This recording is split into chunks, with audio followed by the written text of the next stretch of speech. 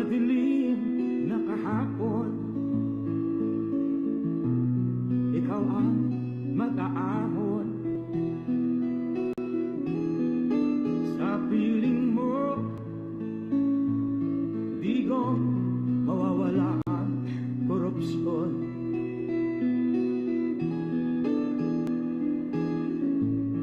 Tayo na, Pilipinas, tayo na magbago. Hawak kamay tayo para sa pag-asenso. Ikaw at ako, tayong lahat kay Rodrigo Duterte, para sa tunay na pagbabago.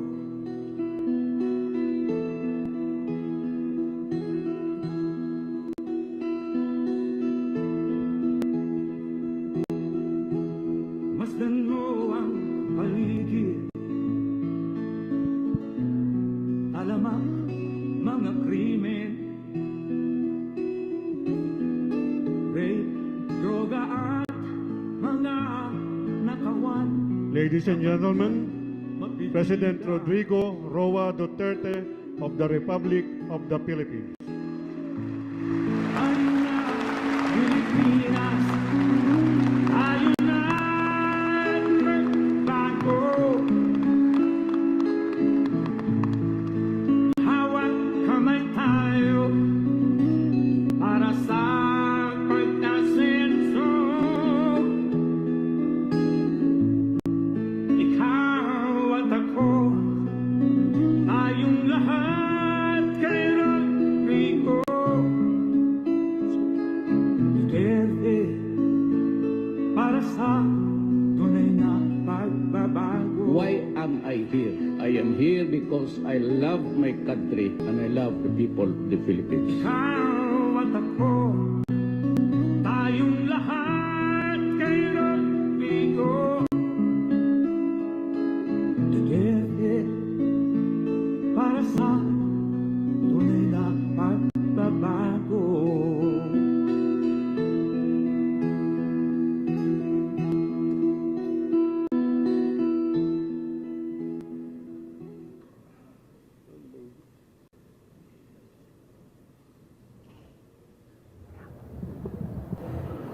Madilim na kahapon, ikaw ang mag-aahon. Sa piling mo, digong mawawala ang korupsyon.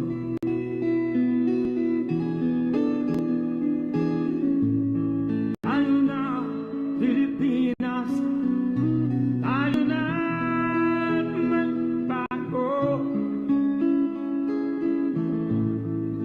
Hawak kamay tayo para sa pag-asenso. Ikaw at ako, tayong lahat kay Rodrigo Duterte, para sa tunay na pagbabago.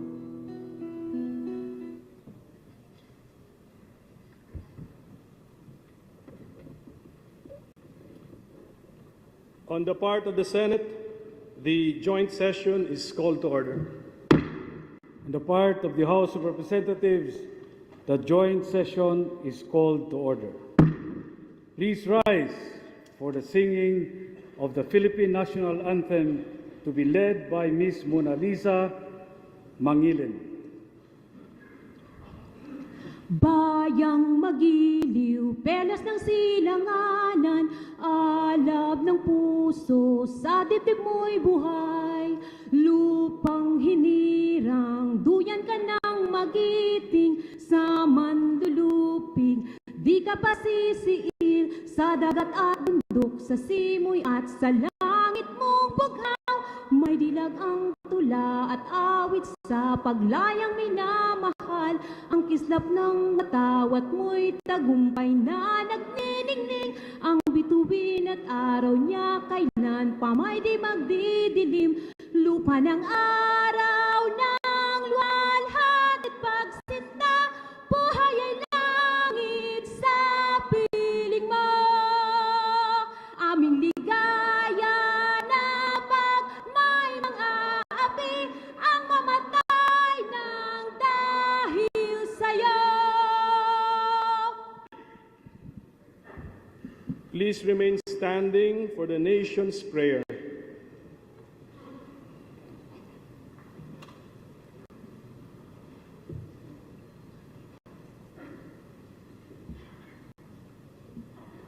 Sa ngalan ng Ama, ng Anak, ng Espiritu Santo. Amen. Dakilang Panginoon, aming Ama, kayo ay aming pinapupurihan at pinasasalamatan sa inyong naging patnubay at mga pagpapala. Dalangin po namin ang inyong gabay at karunungan sa harap ng mga ibayong pagsubok na aming hinaharap, upang magkaroon ng bagong lakas na nagmumula sa katiyakan ng iyong naisin. Ya Allah, Ya Malik al-Mulk, itinataas namin sa inyo ang pamunuan ng aming pamahalaan, ang aming mga mambabatas, mga miyembro ng hudikatura, at mga kumakatawan sa aming serbisyo sibil. Pag-isahin ninyo ang kanilang kaisipan at damdamin sa pagsulong ng interes ng aming pamayanan tungo sa higit na kaunlaran ng aming bayan. Basbasan po ninyo ang aming hukbong sandatahan at ang hanay ng aming mga kapulisan. Inyong katarungan kanilang maging pamantayan. Ang inyong pagmamahal kanilang dagdag na sandata. Patuloy nilang mapangalagaan ang kaisahan ng aming bansa, lubusang mapagtagumpayan ang krimen at mga salot sa lipunan. Ya Allah, Ya Azza wa Jal, mamayani sa aming mga kababayan sa lungsod ng Marawi at Mindanao ang diwa ng inyong malasakit at pagkakaisa. At sa puso ng bawat Pilipino, ang kamalayang kami ay isang lipi. Nagbibigay haga sa aming mga karapatan, higit lalo sa aming tungkulin at responsibilidad, nakalingain ng isa't isa bilang isang sambayanang Pilipino. Mapagmahal naming Ama, turuan ninyo kaming mapangalagaan ang aming kapaligiran. Ilayo kami sa anumang sakuna, likas man o likha ng tao. Matuto kaming tumalima sa inyong kalooban, nang ang inyong itinakdang kaligtasan at kaluwalhatian ay mapasa aming lahat. Siya nawa.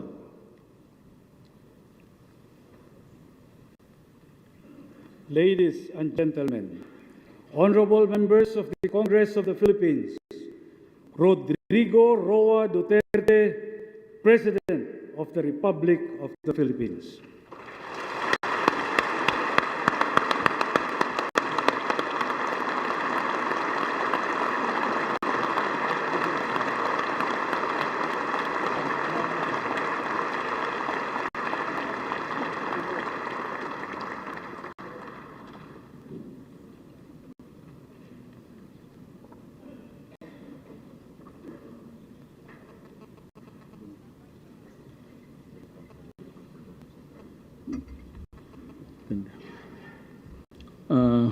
Kindly sit down. Thank you for your courtesy.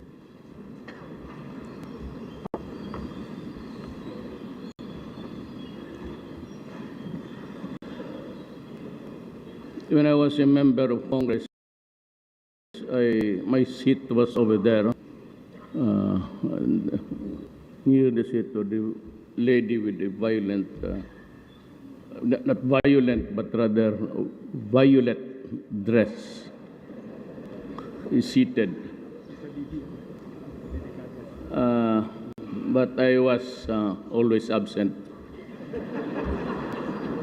together with the Speaker and Tony Boy Florendo, who is still absent until today. And that started, nandiyan ba? Sorry. But his propensity started almost 17 years ago when we were members of the 11th Congress. Senate President Aquilino Pimentel III and the members of the Senate, Pantaleon Alvarez, the Speaker, and the members of the House of Representatives, Vice President Maria Leonor Robredo, former President Fidel Ramos, Joseph Estrada, and former President Gloria Arroyo, Chief Justice Maria Lourdes Sereno of the Supreme Court, and members, of course, Pinto, and the distinguished guests of the Diplomatic Corps, Secretary Salvador Medaldia, and the members of the Cabinet, my fellow workers in government, my countrymen. When I took my oath of office a year or so ago, I knew that our country was reeling from a multitude of problems. That day, there was euphoria in the air resulting from a successful campaign, and the thought that dominated my being was to make good on my promise to the people to bring change about. Change in government, not a change that is passing, but a change that can survive the test of time. Although I still have to know the magnitude and gravity of the problems, my feeling then was that equipped with the political will embraced by concerned citizenry, those problems would eventually be bested by us. It was only a matter of determination and collective action. It was only a question of time. For as I saw it then, as I see it now, there is no problem in the world which can stop the march of a people with unflinching and tenacious determination. That was how euphoric it has been. Early on, I felt that if change was to be meaningful, it had to start with those occupying the highest position in government, because change that comes from below is more transitory than permanent. I was aiming for peace on permanence. Let change trickle down from the bottom. It has to be change that is not confined merely to the replacement of people by people, but a change in the people's attitude, disposition, and work ethic. Sadly, although we knew years ago that what was needed or we did not do because our idea of government was parochial and we could not rise above family, ethnic, and clan loyalties, as well as loyalty to friends and co-workers. No one wanted to be snitched. That is why we are one in saying that genuine change is what this country truly needs. I believe then, as I believe still, that progress and development will sputter if criminals, illegal drugs, illegal users of drugs are allowed to roam on the streets freely, victimizing seemingly with impunity the innocent, the helpless. Worse yet, there were times in the past when the protectors of the people were themselves the perpetrators of the very crimes they were tasked to prevent or suppress. It is ironic as it is madness.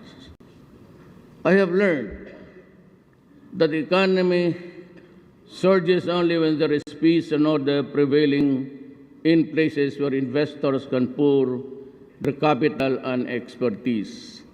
I have learned from experience in Davao City that investor confidence bolstered and fortified only if a potent force and mechanism for protection of local and foreign investments are in place. That is why I have resolved that no matter how long it takes, the fight against illegal drugs will continue because that is the root cause of so much evil and so much suffering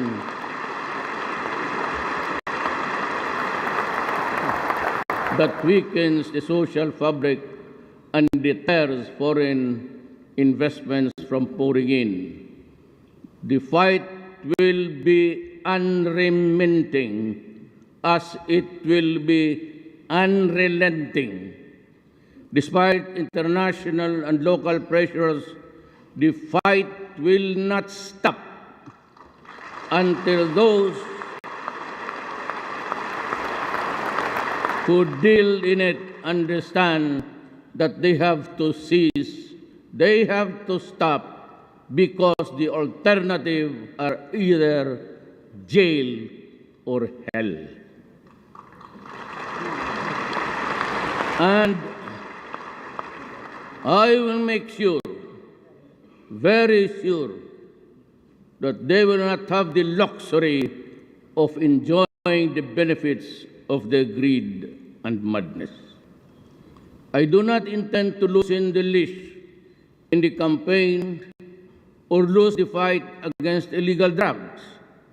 Neither do I intend to preside over the destruction of the Filipino youth by being timid and tentative in my decisions and actions. To the critics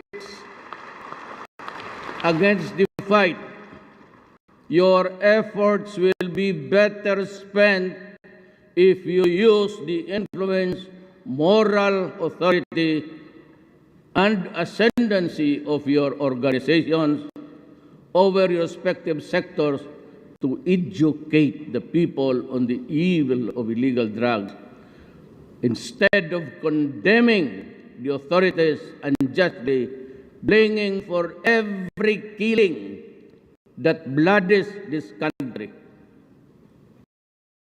But don't get me wrong, value human life the way I value mine. Each life that is snuffed out translates into future generations' loss. It is like cracking the acorn from which an oak tree grows, which in turn produces the seeds to complete the complete cycle of perpetuity. There is a jungle out there. There are beasts and vultures preying on the helpless, the innocent, the unsuspecting.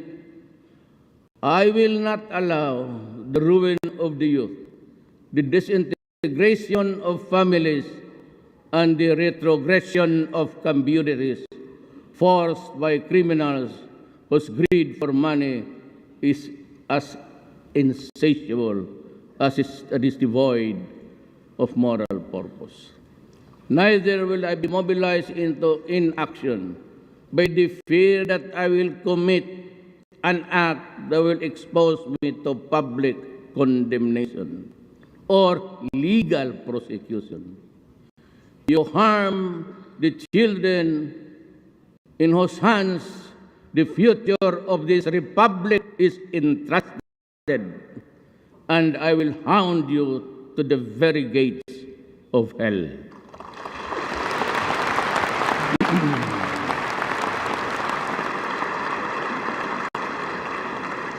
That is why I ask you to join me in this fight against illegal drugs and all forms of criminality. The government equipped with legal authority and you, the moral ascendancy over the sector, sector you represent can do so much and hopefully eradicate the social scourge that plagues us to no end. Look beyond your biases, your prejudices, your ambition, your political agenda. The search for change will begin and end only when we look into ourselves and find it within. Today, a multitude of problems confronts us.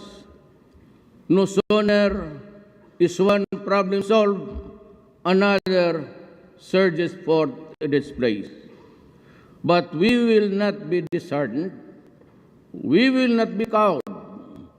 We will not be overwhelmed. It is during trying times and troubled events that the resilience, perseverance, and determination of the people are tested. The Filipino is no stranger or new fight to situations like the one we face today. We can and we will overcome, as we did countless of times in the past, only if together towards a common goal. Sad to say, despite all efforts, peace, especially in the island of Mindanao, continues to elude us. But of course, it is not the peace of the dead, but the peace of the living that we seek. If peace flits away like a butterfly, we just try to snatch it by the wings. And our pursuit of peace continues. The Red Insurgency has been with us for decades, the Muslim issue for centuries.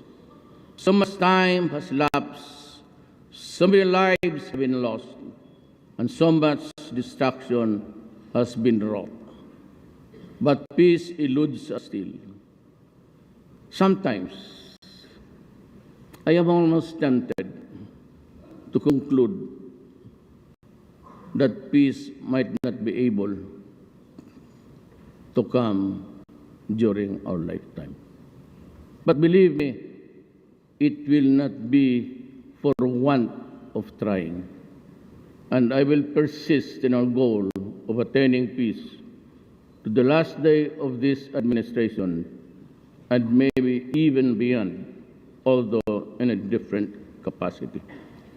There is rebellion in Mindanao. The extremists have declared it their purpose to establish a caliphate within Philippine territory along the teachings and beliefs of an Islamic State of Iraq and Syria, or otherwise known as ISIS. The Battle of Marawi has dealt a terrible blow to our quest for peace, especially now that an alien ideology and a radical shift in purpose have been injected into the local setting.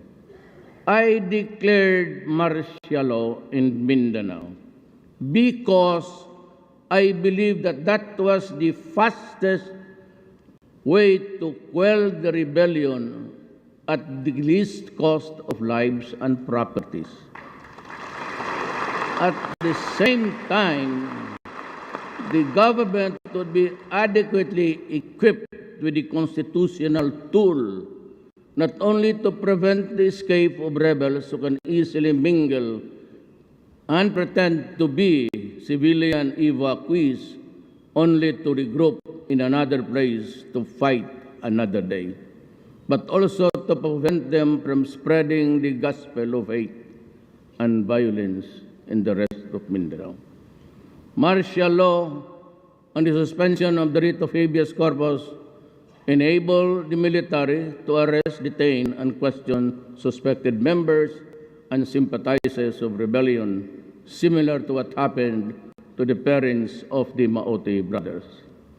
As President, I am reiterating my unwavering support and commitment to the soldiers of our armed forces and members of the police force.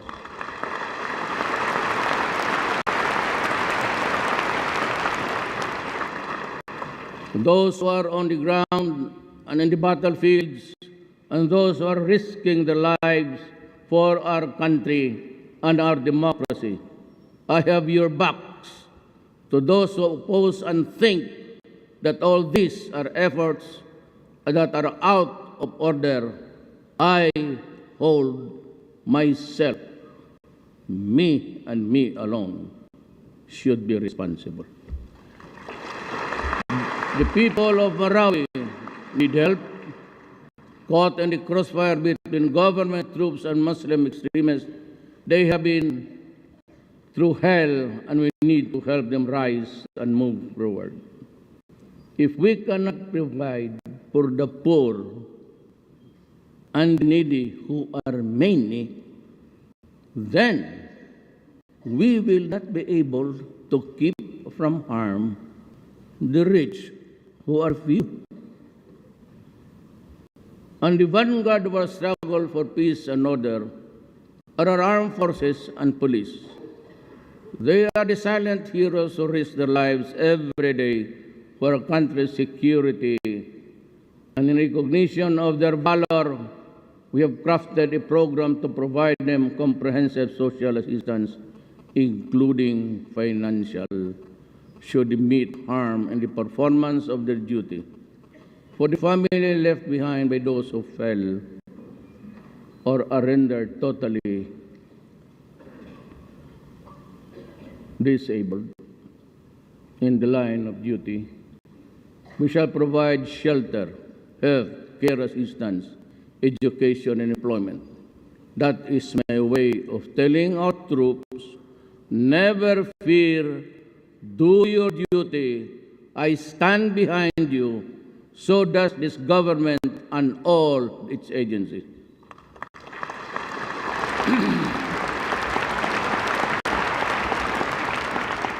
To decisively address insurgency and terrorism, we are working doubly hard towards a stronger and more credible national defense system for the country. We continue to strengthen the defense capability of the AFP as a deterrence against terrorist, lawless elements, and other threats. My fellow citizens, what I have said so far about events in Marawi and its neighboring environs is only a part of the looming problem, which will cut across all classes and all sectors of society and eventually affect the entire country, from north to south, from east to west. Given the fact that Mindanao supplies a great deal part of our country's requirements, food requirements, I refer to climate change, which could bring drought, long dry spells, affecting food production in Mindanao. Given the fact that Mindanao is unusually warming, I ask all agencies involved in food production to look into this and act accordingly. Also, I am appealing to all our legislators to immediately pass the National Land Use Act, or NALUA, to ensure the rational and sustainable use of our land and our physical resources, given the competing needs of food, security, housing, business, and conservation. Ours is a rich country. That this country is almost endowed with a gift from God to be utilized for the welfare and the common good. I do not believe that this gift was given to us to be merely viewed or appreciated, but to be extracted from the earth and utilized to make life worth living. That is why I say that it is not enough that we mine this wealth.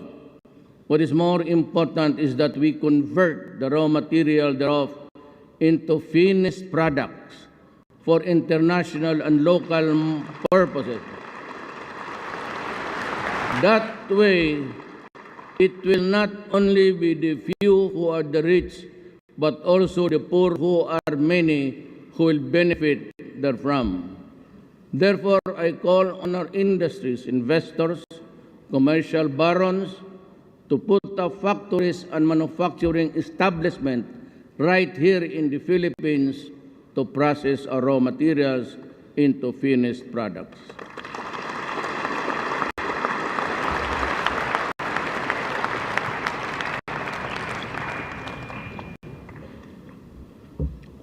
At this point in my administration, if possible, we shall put to a stop the extraction and exportation of our mineral resources to foreign nations for processing abroad and importing them back to the Philippines in a form of consumer goods at prices twice or thrice the value of the original raw materials which foreign corporations pay for them.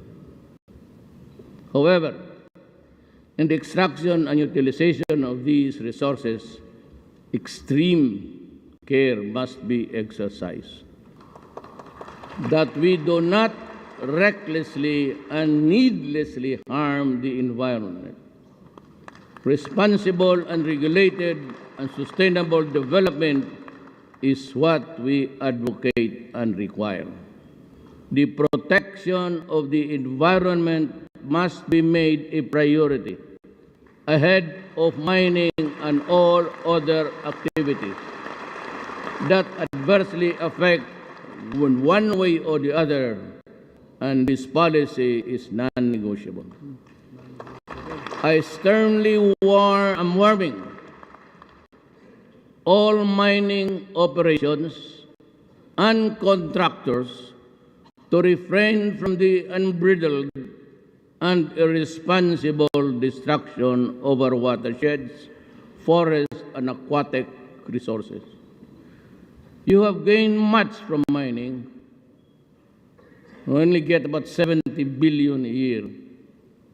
But you have considerably neglected your responsibility to protect and preserve. And even the tax is about 5%. Environment for posterity. I am holding all mining companies and its officials responsible for the full and quick cleanup, restoration, rehabilitation, all areas damaged by mining activities, and the extension of all necessary support to the communities that have suffered mining disastrous effects of their health, livelihood, environment, among others. Ganito yan eh. Medyo alis muna ako dyan sa sakit ang mata ko dyan sa yawa na yan. Alam mo, you have a mining. I have to grant you a mining because you've complied with all the requirements of the law. And I cannot, I'd be subject to imandamos if everything is perfect. And you have every right to mine. But in doing so, you destroy the rivers. You destroy the streams from which the poor people fish. Halwan or mudfish, and that is protein for the day, for them.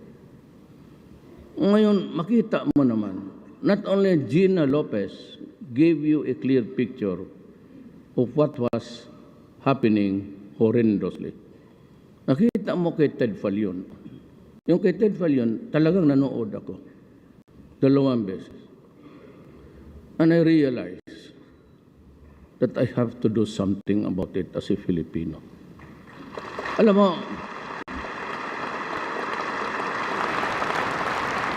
okay na yung mining. Subsidiary ka lang ng isang another giant corporation. Or you are a sister company of a telecommunication. Hindi kayo magugutom. But look at the picture shown to you. For once, they behave correctly, ang ABS-CBN. Tignan mo yung pelikula ni Ted Filon. I salute him for coming with it.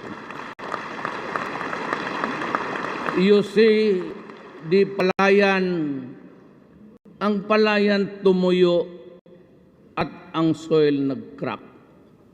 So the farmers cannot eat anymore. They are reduced to the garbage of what you can get there, salvage anything and sell it to the scrap. Ganun ang nangyari sa Pilipino. Hindi ko kayo kalaban. As a matter of fact, you give government almost 70 billion. Pero actually, maliit lang yan. Ngayon, nakikita ninyo itong mga palayan na tumutuyo. And the rivers, wala ng isda. The only source of protein. Hindi ka naman pwede maghunting. May makita kang eagle dyan, barilin mo, priso ka, pakainin mo yung... So, saan mo try to go out. Sumama tayo, kayo sa akin. And try to see how hard it is for them to survive. Nga ito ang gusto mo, ganito ang pangyari. Total, sobra-sobra naman yung pera ninyo, address. Totoo lang. Mayor ako, I can look at your corporate earnings, your sister company, I can pierce the corporate identity, kayo rin pala. Aniwid niya sa mga newspaper. When you are not supposed to, pag in newspaper ka, you are supposed to be 100% Filipino. And yet, when you start to pierce their identity, it is pala wholly owned by Americans.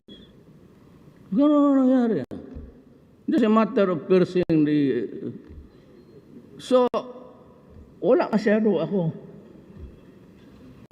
ABS, Rappler, kayo ba yan? Have you tried to pierce your identity and it would lead you to America? Do you know that? And yet the Constitution requires you to be 100% media Filipino.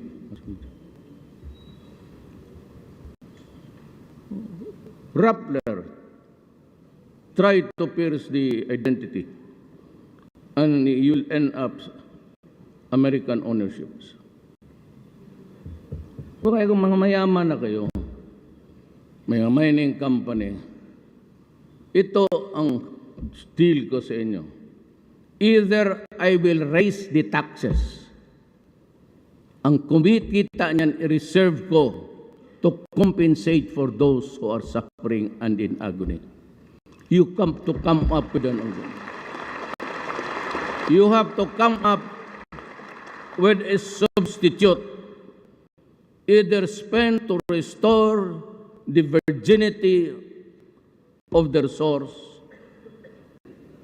or I will tax you to death.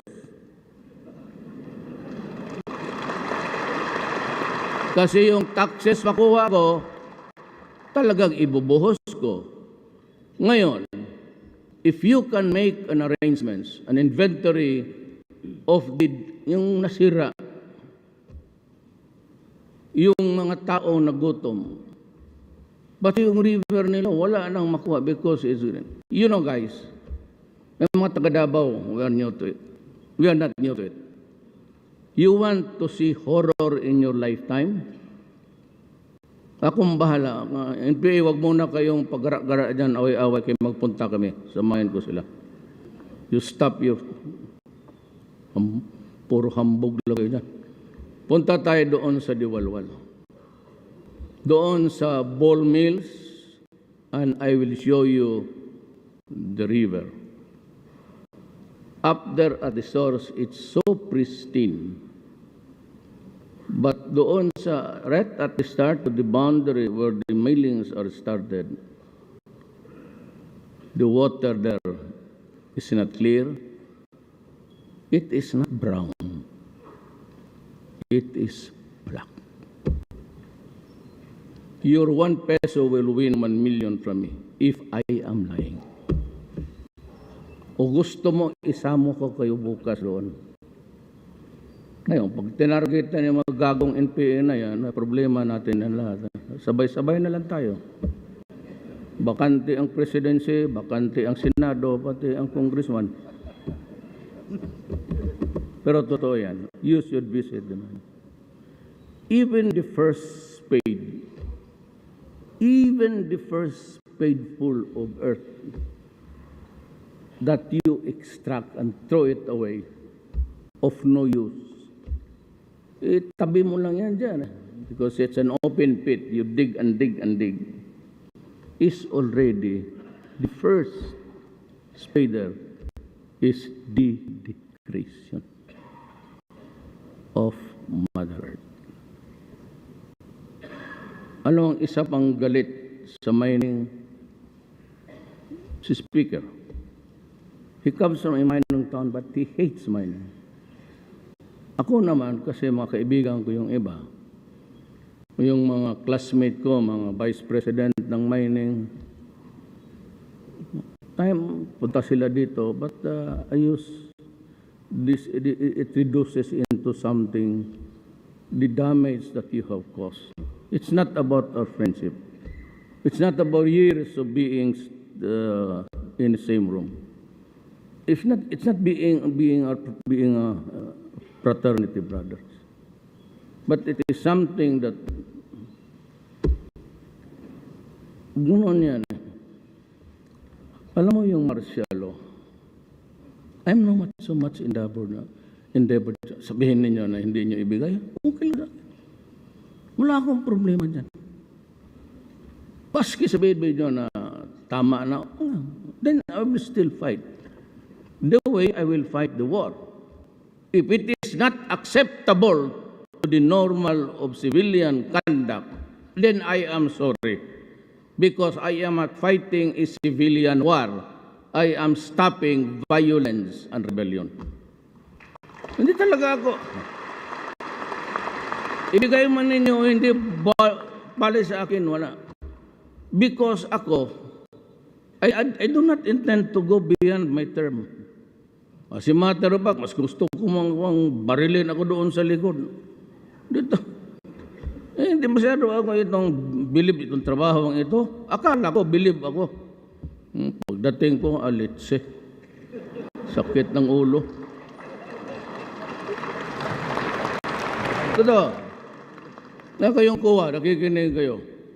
Wala akong pinirmahan ni isa. Putang ina nga. Na pagparap, pagkain. Hindi pagkain ko kayo sa opisina. Bayaran ninyo yan. Maglabas ako. I do not collect anything. I do not remember. I do not sign anything there until now. Wala akong allowance, wala akong tinatanggap lahat except my salary. Tapos 2 pamilya pa ang maghati. Ano mo sama niyan?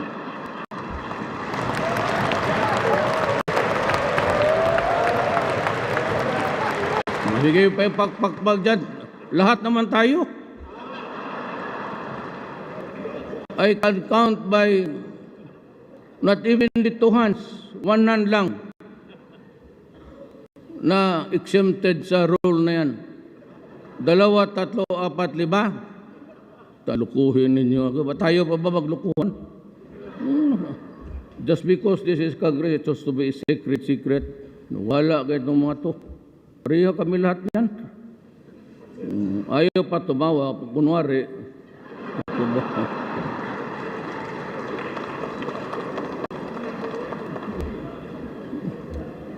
So, I will increase the taxes. Then I will think of something that will compensate or make up for the damage, or at least the income restored. Yeah, otherwise, I'll have to stop mining. I will ask you to stop it. It's not good. We are a small group of islands. Hindi naman marami. The coastal, marami yan. Kasi maraming ikot-ikot. But if you put in a contiguous territory, maliit lang tayo. And yet, you must remember that there are so many billions of the future generations waiting in the stratosphere. Ang gusto ninyo para hindi na kayo magdamay, huminto na kayo ng ano. Then let us go to, because this is not in here. How about the billions and billions and billions of Filipinos that will come after us? Kawawa naman. They'll have to scratch Mother Earth to eat. By this time, kung walang upheaval, no regeneration will occur. We are almost like talagang ginagano natin maliit na lang ang makuha nila. Ba't maawa naman kayo? Makikita mo yung apo mo kung ganun mo na lang. Kung ganun mo na lang yung embrace mo yung apo mo sa pangalawang asawa. Yung isang ganun red. Di ba? Di ba, sir?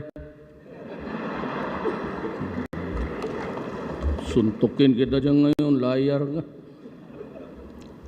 Finally, let me make this appeal to those directly engaged in mining. Declare your correct income, pay your correct taxes. Believe me, your failure to do so will be your undoing and eventual ruin.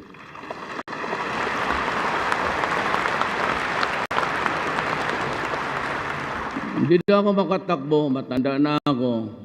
I don't think I'll even survive the 5 years. Pero pagka sinabi ko, upakan talaga kita. To our employees and officials, the LGUs tasked with monitoring these mining operations within their territorial jurisdictions, do your job without fear or favor.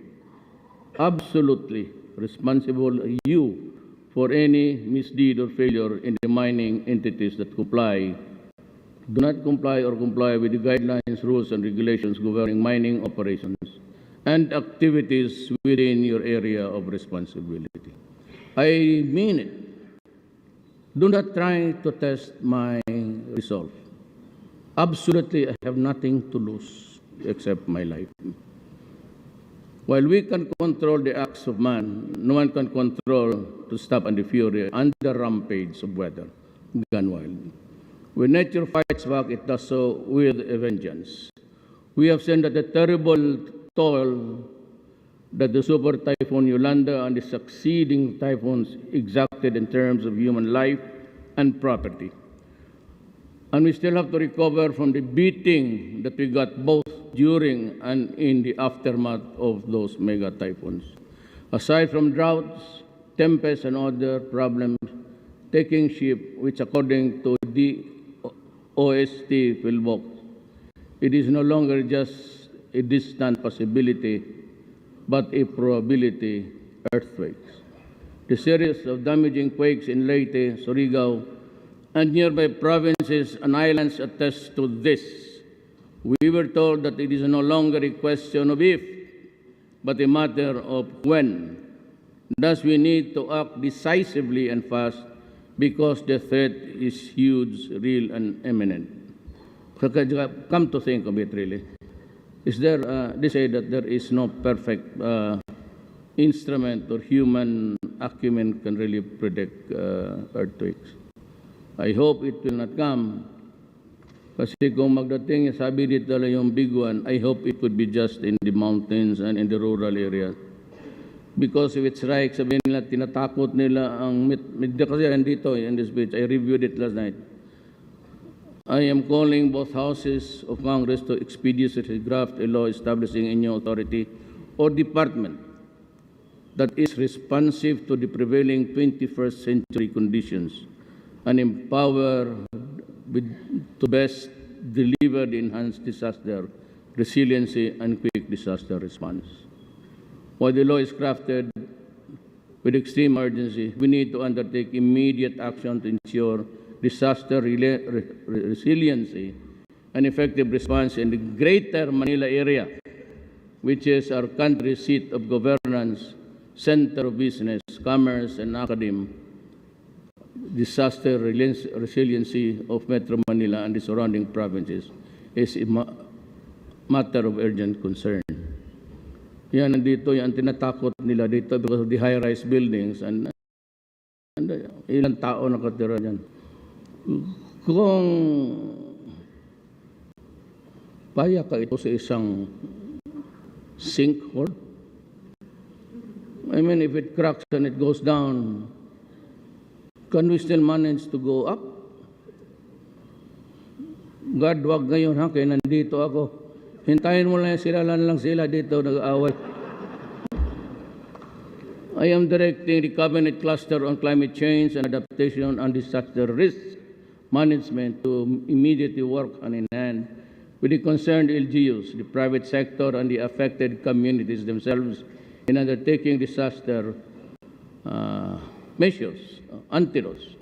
We will need to act and fast. With the foregoing said, what then is the state of the nation today? I will mince no words, and neither will I window dress the situation. We are in. Let me answer into brief sentences. We are in for trouble because we live in troubled and uncertain times. And I feel that things might get worse before they become better. But like I said, I hope we will cope. We hope and pray. The West Philippine Sea issue and federalism are matters that we have to tackle sooner or later.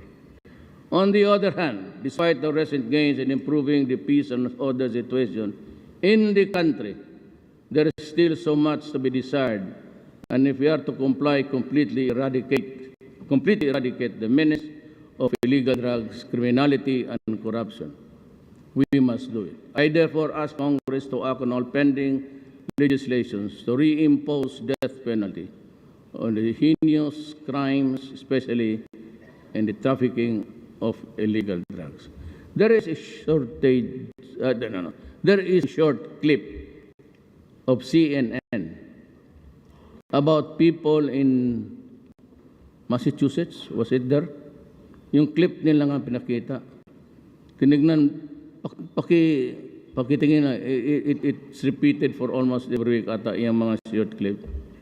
Tingnan mo yung mga tao doon na hinayaan nilang They are there, they live under the bridge. They're getting thin, they're doing nothing. Pag ano lang sila, tapos pupos ng ano. And they are aplenty there. They do not work, wala. Tapos sabi ng UN, is he here? Are you there, yung UN representative? Na sinabi mo na sabok will not affect the brain. Are you here? Raise your right hand if you're here. Do not worry. I will just do not the word delude us into yung mga ano ninyo na but we know every day that one family rape, dalawa, all are dead. Then you trivialize it with human rights and due process. Okay ako dyan. When you go into an anger, you burst with rage, okay yan. But with so many killings as brutal and as cruel as what happened, if you add human rights and due process, you stink and smell. If you want to criticize, condemn the act, stop there. But do not give the excuse or do not make it trivial by saying human rights at least must be protected. Yan ang pinakabugok magawa ng isang tao. When you criticize, stick on one topic. Then you find an event where you can talk about human rights and due process. But do not talk about it at the same time when there is a carnage and you begin to blabber, talk about human rights. Lalong nagagalit ang tao.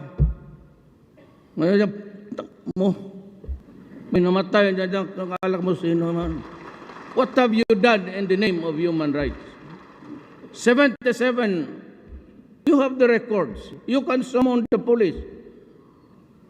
77 before I became President. All drug-related, 77,000. And you trivialize that with a conference, at saka pumunta dito, ang tatanungin yung nasa prisuhan. Na pinriso dahil just imagine, I challenge you, you want a debate in public? Okay, we'll have it.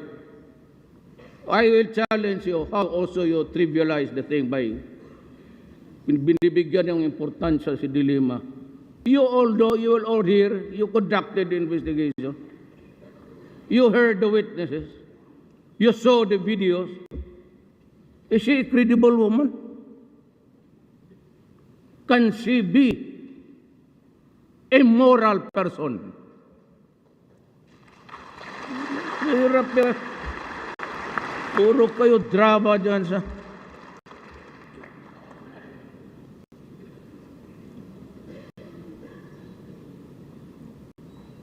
When you talk about an incident, talk about it, then condemn the police.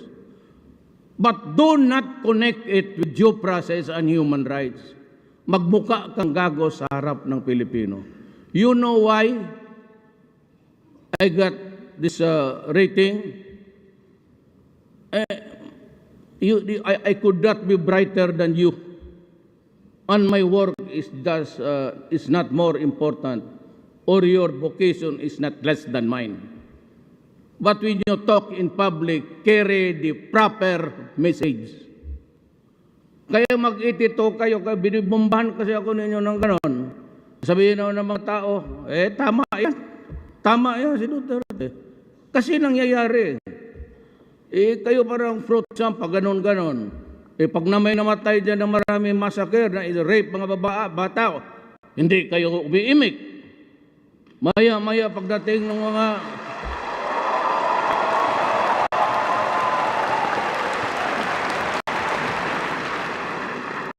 nitong mga Western expert ko, no, you give them so much premium and importance. Puta, saan ba ang utak ninyo? Bakit kayo believe dyan sa puti? Tingnan mo ang puti. Panahon ni Obama. Una yung spokesman ng State Department. Kala mo sino? Kala na mas bright pa sila sa akin. Then the staff of the President, then Obama. Would like to remind Mr. Duterte that the policy of the SONA. Yari ako. Pagdating ni Trump, oh yes, Mr. President, I've been expecting your call. You're doing it all right. I'm doing the deed and this goddamn button.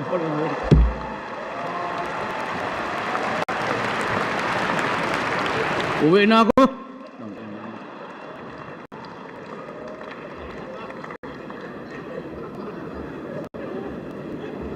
So, that's the value of the country that you value. Ambivalent.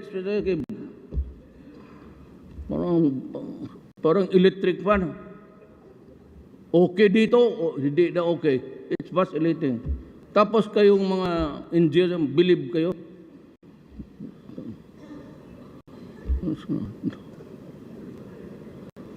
Hindi ko talaga maintindihan Pilipino.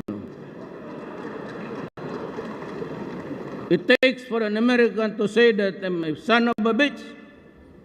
And it takes an American to say, oh, you're great, you're a hero in your country. O saan ako pumunta nito ngayon?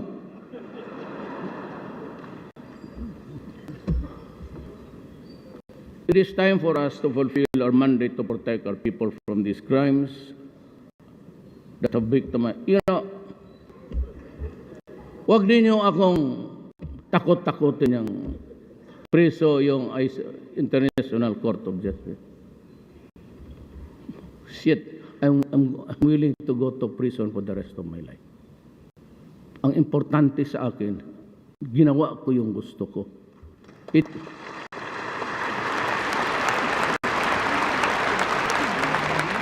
Alam mo kasi, in this country, it is a rule of majority.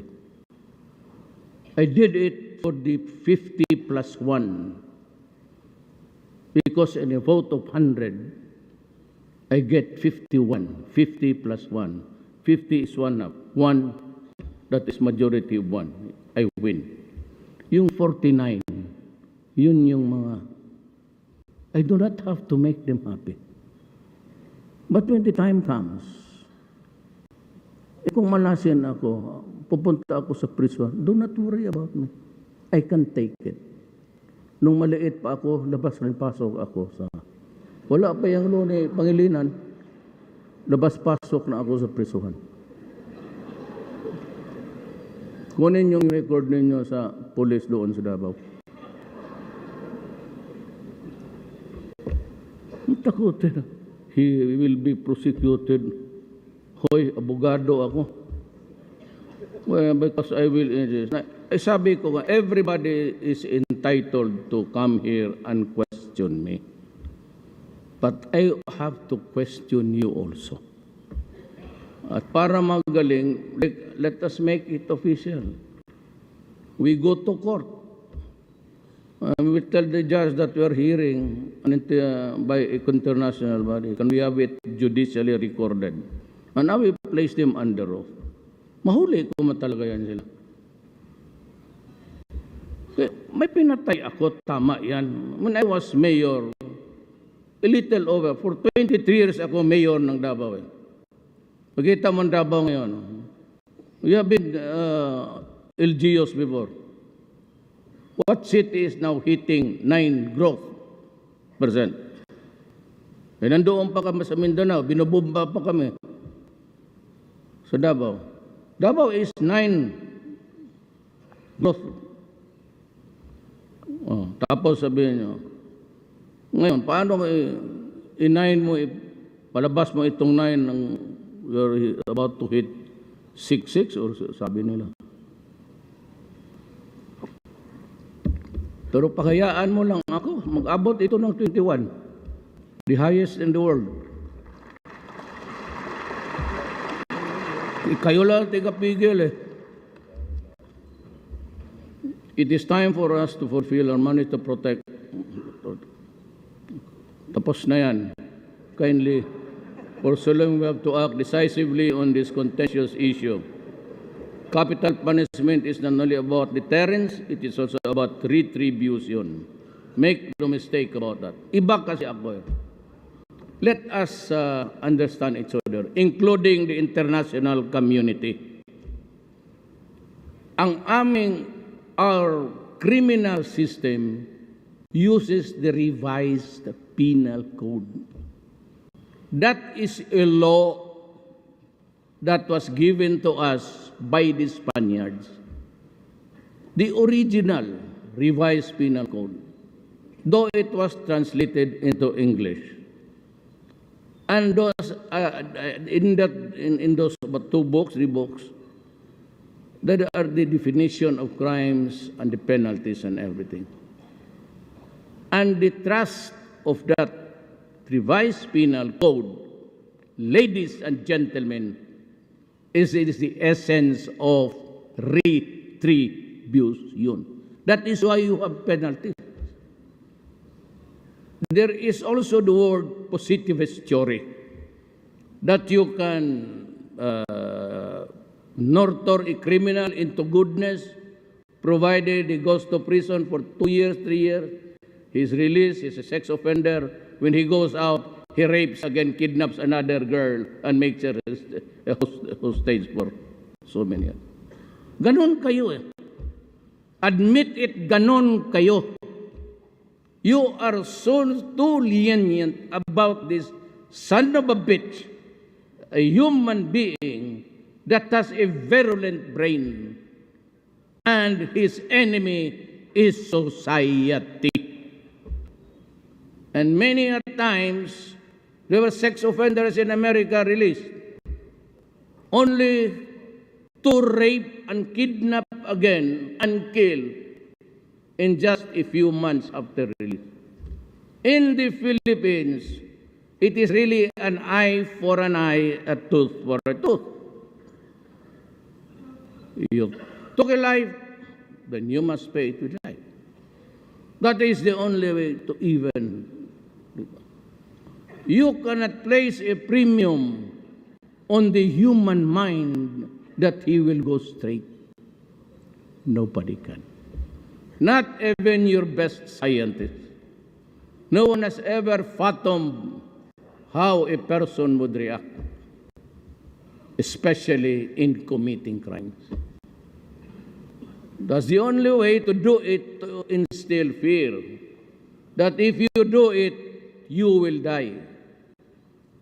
That's the advantage of criminals and rebels and terrorists, because they think that you are afraid to die.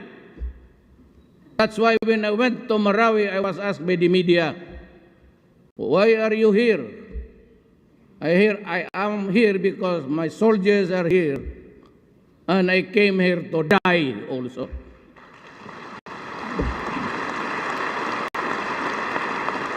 Because in a battle, in a fierce encounter, you have to be of equal equanimity. Gusto siyang mamatay, gusto ko rin mamatay. Ano sa atin? They say that they use the name of God. In the Christians, we have the same thing. I read the Ecclesiastes 3. What does it say? Even during elections, there is a time to be great and a time for defeat. A time to be in disguise, emblazoned there, and a time to be known as somebody. A time to have money, a time to be hard up. A time to just walk so many kilometers to school, and a time for graduation and being a lawyer. A time to be, I don't know what I am now, but there's always a time.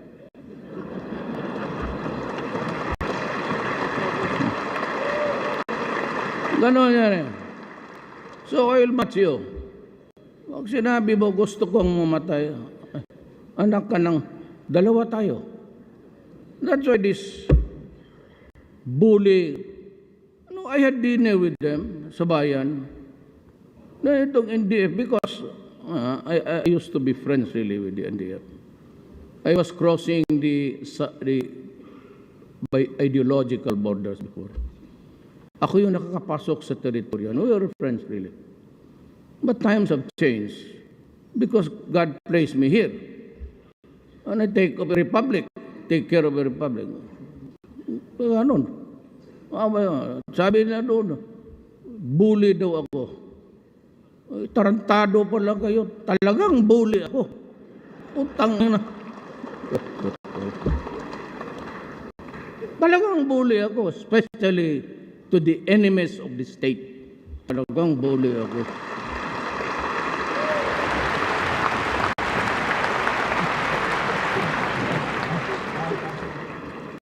Ito pa, sabi ko sa mga sundalo, yung mga human rights na you're flying everywhere, anywhere yung utak ninyo. I said, take no prisoners, which is kill them. Which is correct. But you don't listen to my speech. This media, lalo na itong mga EBS, kunin lang yung kill them. Yan ang problema ninyo, kaya minura ko kayo. Walang presidente na pinutang ina kayo because you are not behaving. Now you're asking me for talks.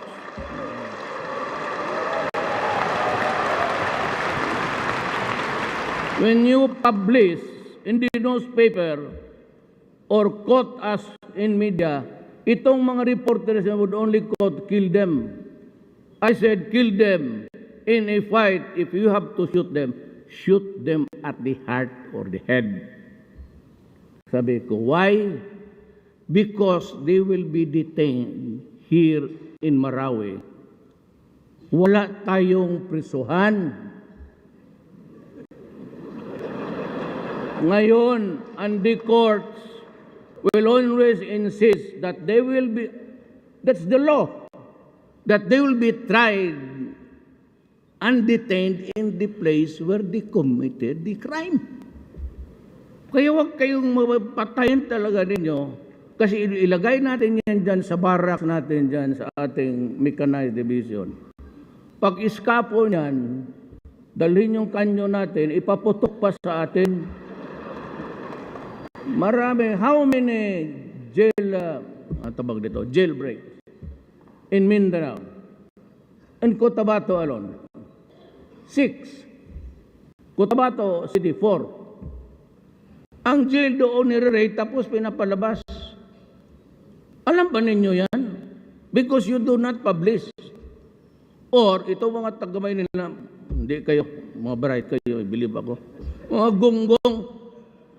Sabi na, why? What happened last April in Davao? It was bombed. How many were killed? 27. Few years ago, the church was bombed twice. How many died?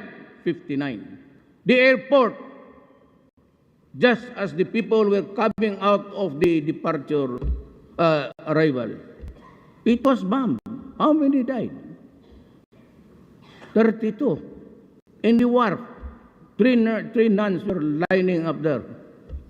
I have to scoop the brain of the nun to put it in a can because the face was shattered.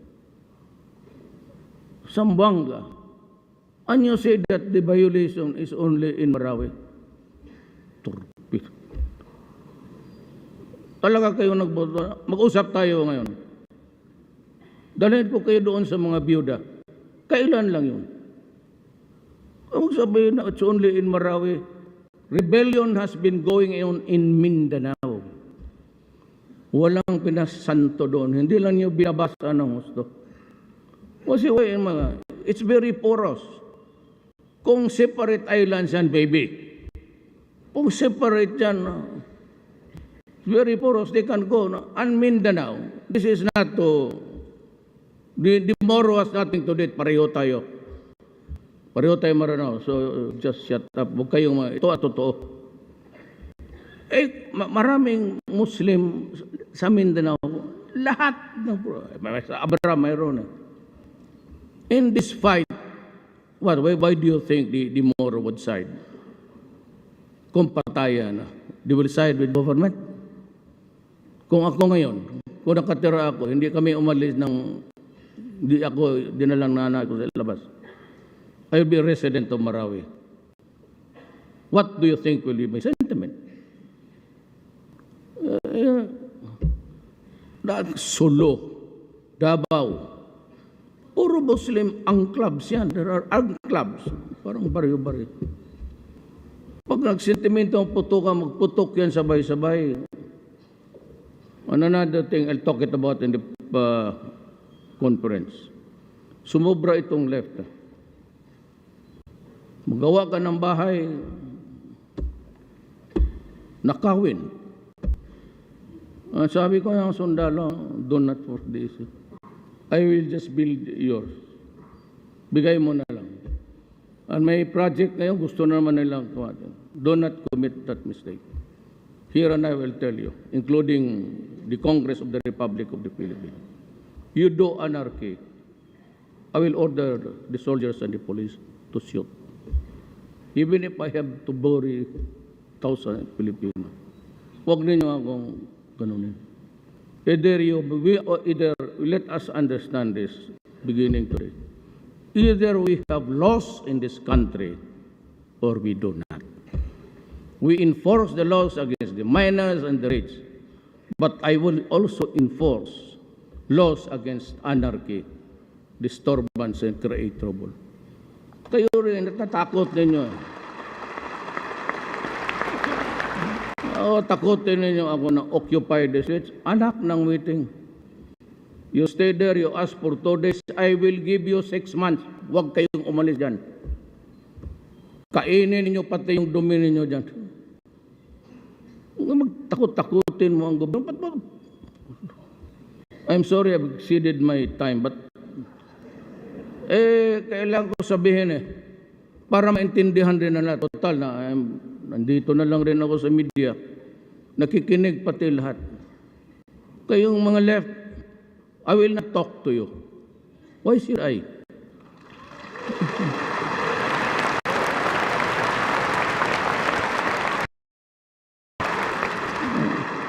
Huwag na akong pilitin na magpatayo kayo mga pro-poor, shut up. Wait for 2 years. Because I have, this is my proposal. I may be totally wrong, and I will accept it, but this is mine.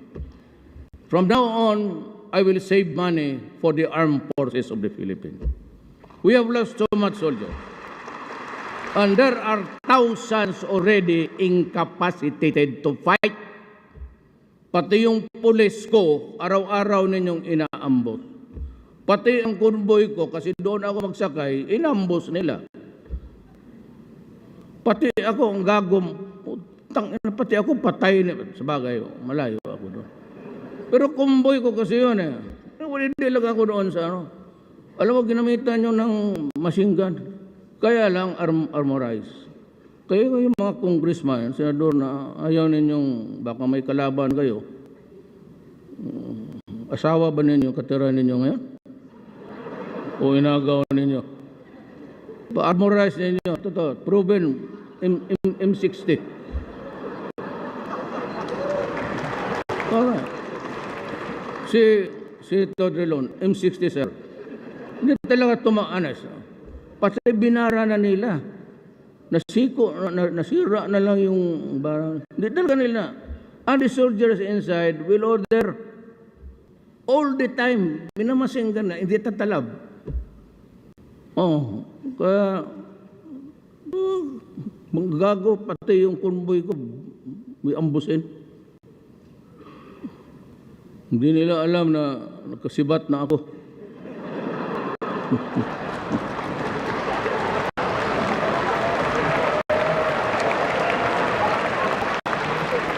Kung gusto niya ako mag-usap kayo na, sumubra kayo, ikaw season, tang, mag-inom ka ng tang yung orange. Matanda ka na, kayong Pilipinas na kinig, buong Pilipinas, kayong mga bata, kayong mga lumad natives. Ito matatanda na ito, season is sick. May colon cancer. Ang gastos ng Norway, sumurrender na siya. Kasi naging issue sa politika. This government who sponsored those who provided the good offices. Matatalo sa eleksyon dahil sa issue dyan. Kasi pabalik-balik ang mga buang kala mo, mga turista. Wala na ang pinag-usapan. Pagdating dito, gusto ng ganito, gusto ng ganito.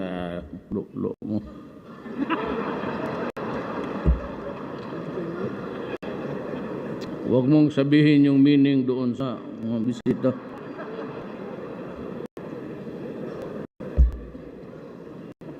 Pura na ko ba? Talagang ako, sir? Masyadong demanding. Hindi naman kayo nanalo ng elections minsan. You can't even hang on to a barangay. And you keep on killing people. Hindi lang yung mga police, pati yung mga civilians na ayaw magsali sa kanila. Kaya sabi ko talaga, buang ka. Ang sinabi ko talaga, pardon po siya, pinutang ina ko talaga siya. The other day sa Davao. Sino tinatakot ninyo? Katanda-tanda na ninyo eh. At tayo mamatay, kayong mga na iwan dyan sa karsada, mabuti pa umuwi kayo. Wala kayong makuha dyan sa komunista. Do you think that if the ISIS prevails in this country, that you will have a place in their society? You must be openly stupid as stupid. Wala kayong makuha. Lahat ay damay.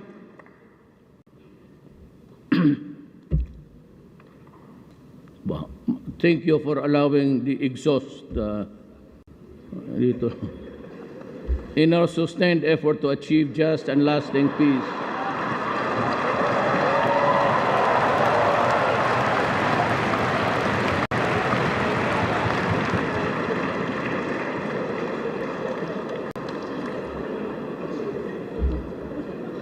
Class be courteous. So do not make noise. The visitors are listening.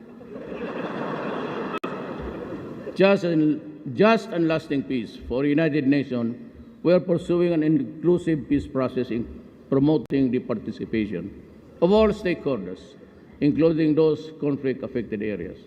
We took steps to promote inclusiveness in the Bangsamoro Transmission Commission by expanding its membership to Executive Order Number 8, which I signed in November last year, by giving representation to indigenous peoples, women, children, and sultanates, and key stakeholders in the drafting of the Bangsa Basic Law, to ensure a Bangsamoro government that truly reflects the aspirations of our Muslim brothers and sisters as well as our indigenous brethren. We have embarked on various initiatives to advance our national interests in the global community. We pursue good relations with all nations anchored on an independent foreign policy and the basic tenets of sovereign equality, mutual respect, and non-interference. ASEAN independent nation will uphold and promote our national interests in the international community. We will strengthen and seek partnership with those who share our values.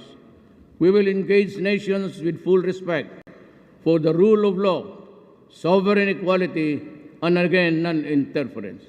These are the principles that we are upholding as we advance towards this year for the meeting as the chair of the ASEAN. We have cultivated warmer relations with China through bilateral dialogues and other mechanisms, leading to easing of tensions between the two countries and improved negotiating environment on the West Philippine Sea. At this point, allow me to take a step back in time in 1901. In 1901, there was known as Balingiga, and that is Eastern Samar. It was the time for Philippine-American War, a combined group of Filipino villagers and guerrillas, in an effort to defend Samar Island from the alien invaders, attacked and overwhelmed a U.S. United States infantry garrison. 48 American officers and men were slain in the attack. On the Filipino side, the casualty count was 28 killed and 22 wounded.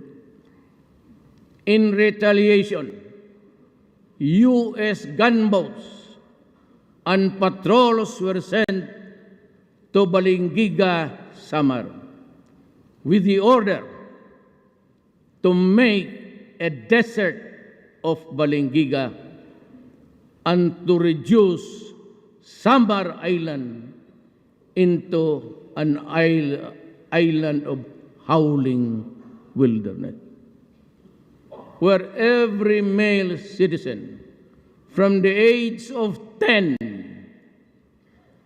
and above and capable of bearing arms would be put to death. The church bells of Balingiga were seized by Demergans as spoils of war. Those bells are reminders of the gallantry and heroism of our forebears, who resisted the American colonizers and sacrificed their lives in the process. Krag against Bolo. Krag was the standard rifle issue to the American troops. And that is how the historians describe.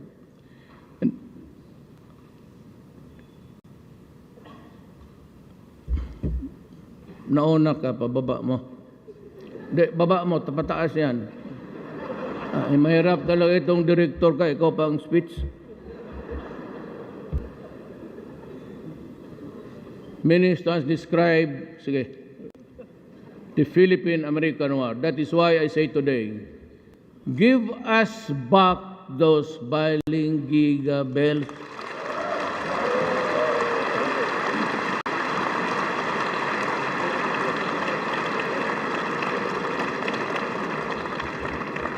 They are ours. They belong to the Philippines. They are part of our national heritage.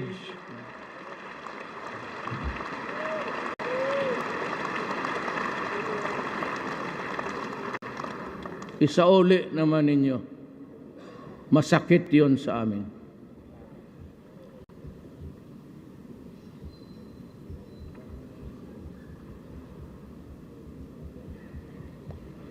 We not talk about our overseas Filipinos. They are our heroes. They and their families have sacrificed much for the country.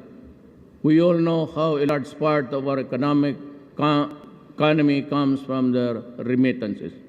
That is why, to ensure that their rights are protected, I ordered the increase of our assistance to the OFW from 400 million to more than 1 billion.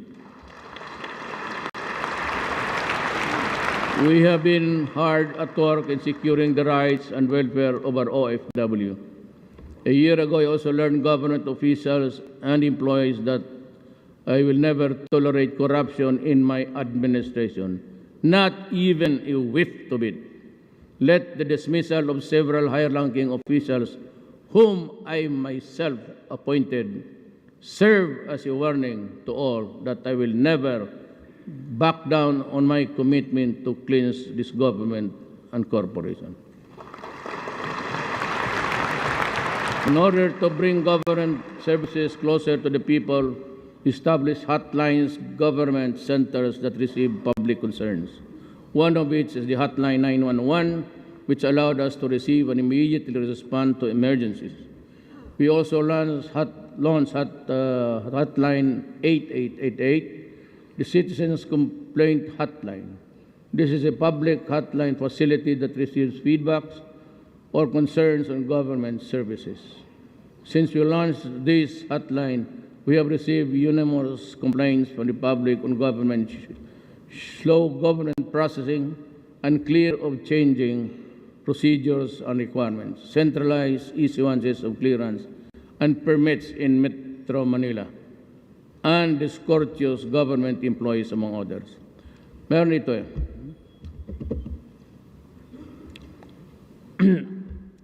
Time and again, yung pagtransact ng ordinaryo, the ordinary people who contract business in government. In the last ASEAN Ministerial Conference, I don't know why Malacan has to, my office has to do some work for all the others, like itong mga barong. It's always that outfit takes care of the attires that will be given to the ministerials, this time to the heads of state. Alam mo, I'd like to address this myself to government. Iyan bang bayaran? Pabalik-balikin ninyo ang tao. I know that because I've been mayor for 22 years. I never allowed it in my city. But dito, alam mo yung mga sastre, diyan sa Paranaque hanggang Cavite, yung mga tiluring diyan, ang negosyo lang yan involved. Boy Scout, teachers uniform, Girl Scouts, naghahabol yan sila ng mga kontrata. And they are just the stores that you find along the way until Cavite. They group together during times of ganito, may ASEAN, and they look for a person to represent them. This is not no offense intended, but usually they look for beautiful women, young, who would do the talking arrangement, because it's the Well, it's the reality of life.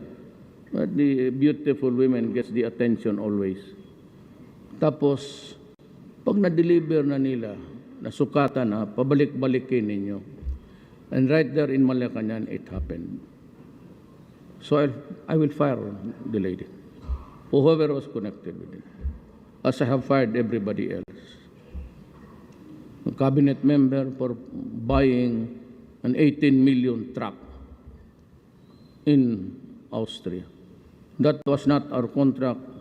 It was contract of the previous administration. 14 of those 18 million were already delivered. This cabinet member was, I was informed about, and I said his legal office to stop it. You know what? You just right ahead. Travel there, sign something for another tranche of delivery. So right there, right in the cabinet meeting, I said, were you able to read the opinion of your own law office? He said no. But Sunny Dominguez was already passing to me yung sa iPhone. So I was reading it while I was talking to him. So, putang ina mo, you're fired. You're lying. And so I fired him. Go out of this office. I do not want to see your face again. Ganon ako ka-stricto. So the cabinet members, they are here, they're only given noon 1 year, 2 years, 1 month.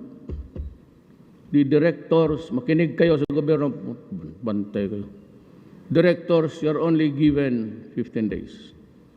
And I do not want directors out of their office. You eat your lunch there. Lahat kayong taga-gobyerno.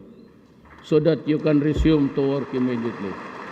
Now, ito ang deal ko sa public. There is the 8888. I cannot stop corruption and wrongdoings if you do not cooperate. You text me, libre yan, 888. You name the public official. Name his sins in that bulletin, and I will take it from there. Do not be afraid about libel. I will take care of that. Gawin ang gawin ninyo. I have to have your help. Hindi kasi kayo wala eh. Lahat.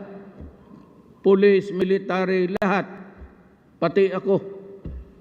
If you think that may nagawa ako ng masama, sabihin ninyo. Do not be afraid. We are all workers of government.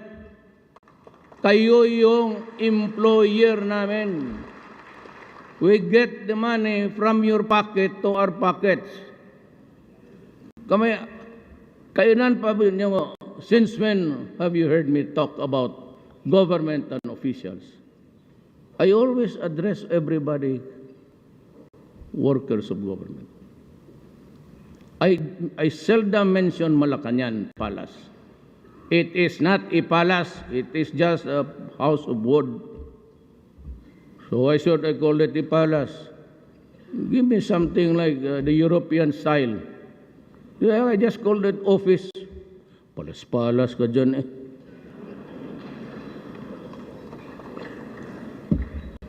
And besides, all the rats of Pasig are there. Just beside Pasig River. So yung lahat ng mga daga dyan kung saan-saan, doon naglalanding. It has a wild field. And they are not killed because they are presidential mouse. Ayun ang sabi ng sundalo. Sir, hindi daw ipagbaril kay presidential mouse.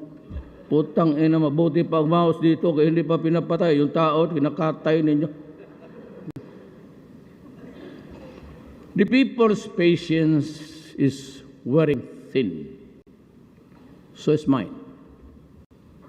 I am reiterating my directive to all government agencies from frontline services to our people from womb to tomb to further streamline the respective services to make This truly efficient and people-friendly. We want to ensure that our people receive the quality services that they deserve, minus the delays by the bureaucratic red tape. I expect speedy reforms along this line. We will right-size the national government. Let us trim the excess fat and add more muscle through the expeditious passage of the Act right-sizing the national government to improve public service and sector. I therefore urge Congress to pass this at the soonest. For the government-owned and controlled corporations, isa pa kayo, the implementation of the existing salary standardization law pending review in the compensation and position classification system. It's excessive, extravagant, and unconscionable. Salaries and allowances, incentives, benefits, and bonuses across the government-owned or controlled corporations at this time increases will have to pass by my office. And I am not inclined to increase your allowances, bonuses, and salaries at this time. Wala. You cannot do it on your own. You have to direct it to the Executive Secretary. And I will just tell you, I am not inclined to give increases right now. Maybe 7 years from now, when Drilon makes it to the presidency. I also appeal to the Supreme Court to seriously consider the national interest and our development goals before issuing TROs and injunctions and critical government projects and cases involving government assets. I am just a co-worker also, ladies and gentlemen. May I be allowed to be also just as frank? Total, wala naman akong inaano eh. I do not mean to offend you. But I cite, for example, the Supreme Court TRO that prevents the Department of Health from distributing subdermal implants which cost the West States of 250 million worth of taxpayers' money. I also note that since its issuance 2 years ago, the TRO has impaired the government's ability to fully implement responsibly planning and family planning and methods in the RH law. It is time that we put an end to the practice of some parties of resorting technicalities in our laws, prevent the government from fulfilling its mandate. Ganito yan, ma'am. Total, this is as good as any other time to talk to you. And may I be understood by you. I am sorry to say this. Really, I am. I do not intend to do it. But if we have to talk about government and our sins, which I am not an exception, or our, delays, lahat naman tayo nagkakamali. Ganito yan. Two things. Wala na talaga akong panahon. I'll just say, I don't know if I can make another SONA again in the future. It's not for me to tell. Itong TRO has been the bane of projects. And even konsonghe yung mga Ayala nag-aawa yan. Just to make you understand na hindi lang kayo.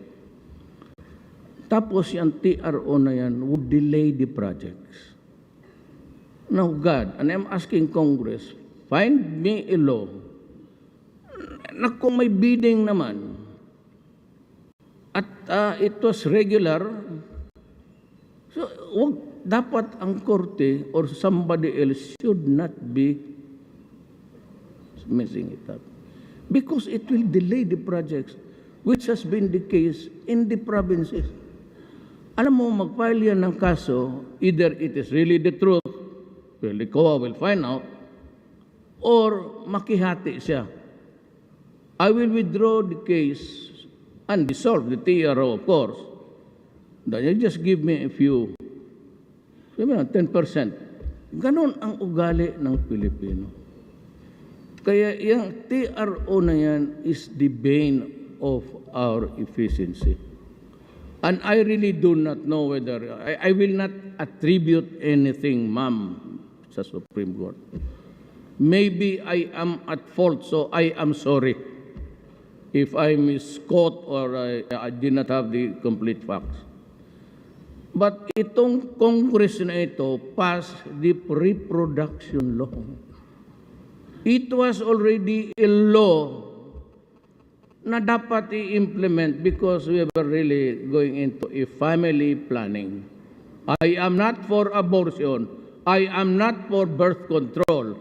But certainly I am for the giving of the freedom to a Filipino family the size ng pamilya niya. How many children would be able to support and send to school? Ang nangyari nitong TRO, Sir, Ma'am, may nag-file doon sa inyo, Supreme Court. Tapos nag-issue kayo ng TRO 2 years ago. In the meantime, ang gobyerno nagbili ng medisina, itong subdermal, pati itong mga pills, worth 360. It was not really a reckless purchase. It was in preparation for the implementation of the law. Because hindi naman akalain na mag-TRO, and it has been 2 years. The medicines will expire next month. I told Obial, the health secretary, to find out if there is a nation which would allow it, and i-donate na lang rather than go to waste. Yan ho ang nangyari. I do not blame you. You might have been very busy or something. Well, ako, I'm just, I am below you actually. Pero, sinasabi ko lang, may isa pa. Huwag na lang itong speech, walang kuha dyan. The bane, isa pa, itong the Congress and tayo sa gobyerno, including the judges and justice, should understand that by this time, yung lowest bid, yun ang nagpo-promote ng graft and corruption sa ating bayan.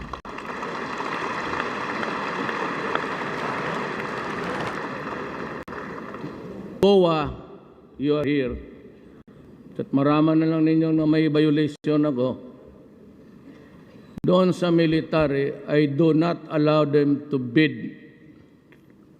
That's just to buy the weapons from everywhere.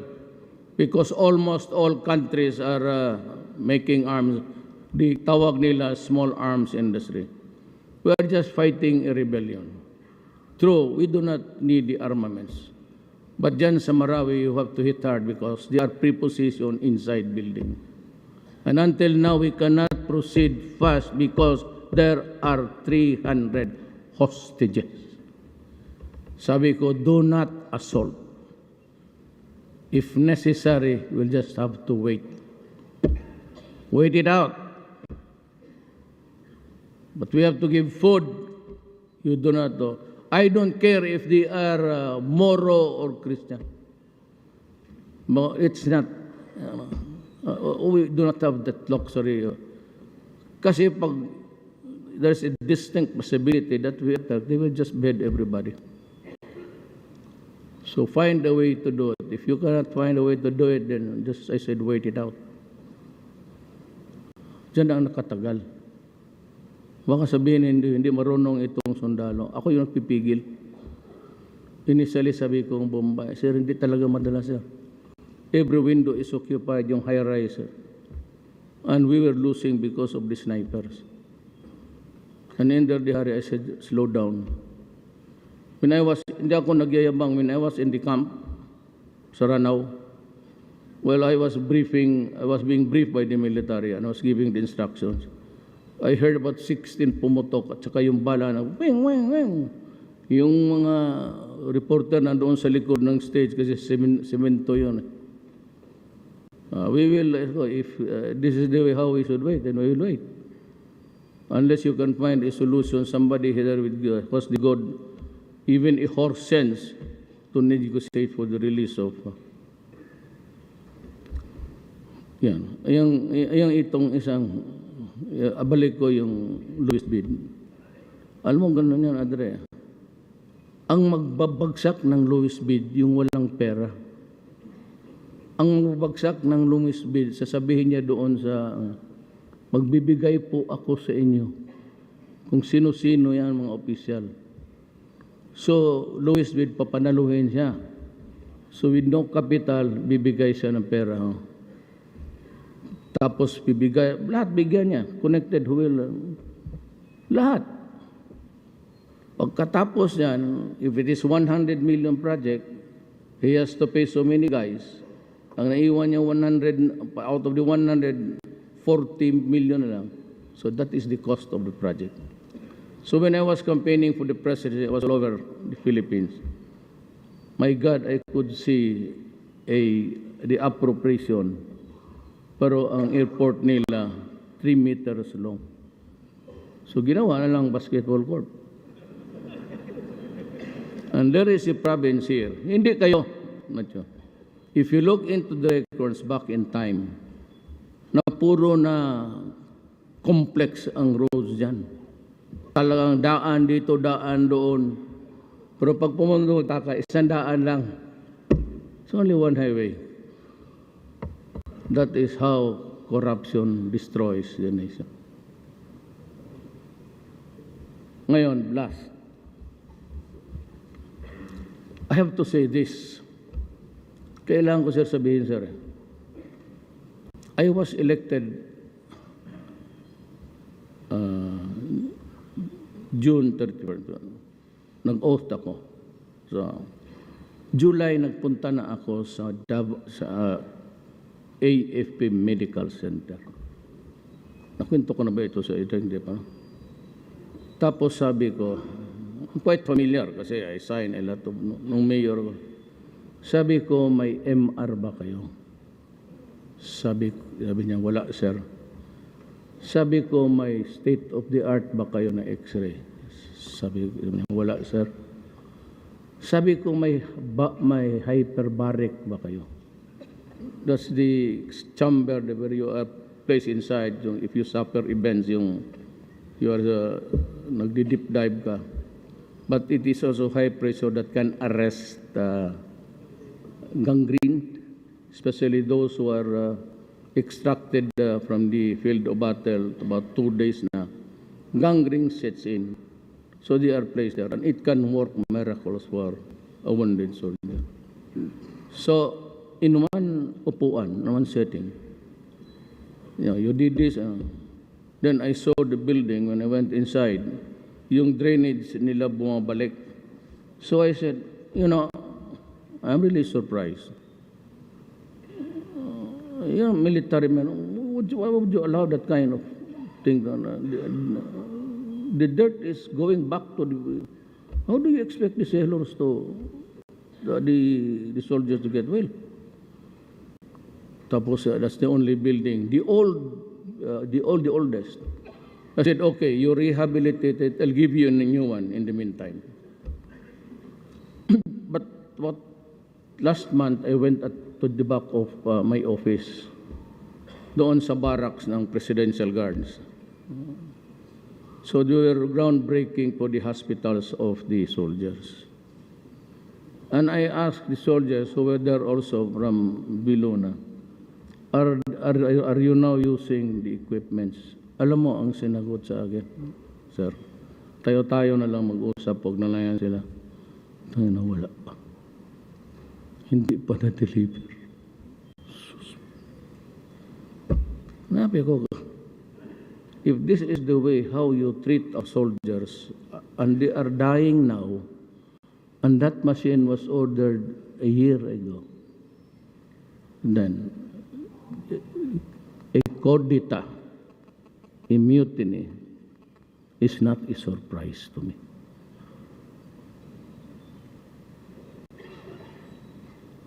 Kaya sabi ko kay Ubial, hindi niya kasalanan is because of the procurement. Pero ganun kahaman. Secretary Villar here, Ubial rather. Are you here, Secretary? Change the procedure because I will change you.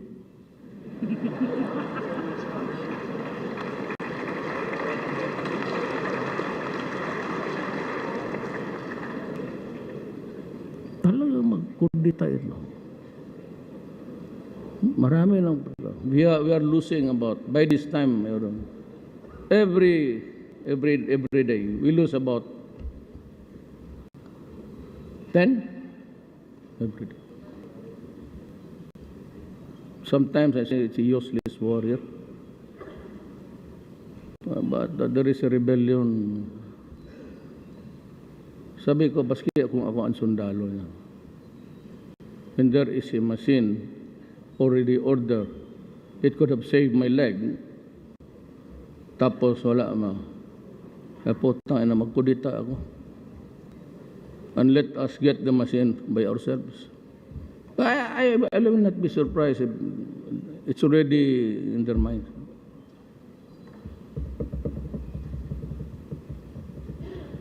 I'd only be too willing to step down.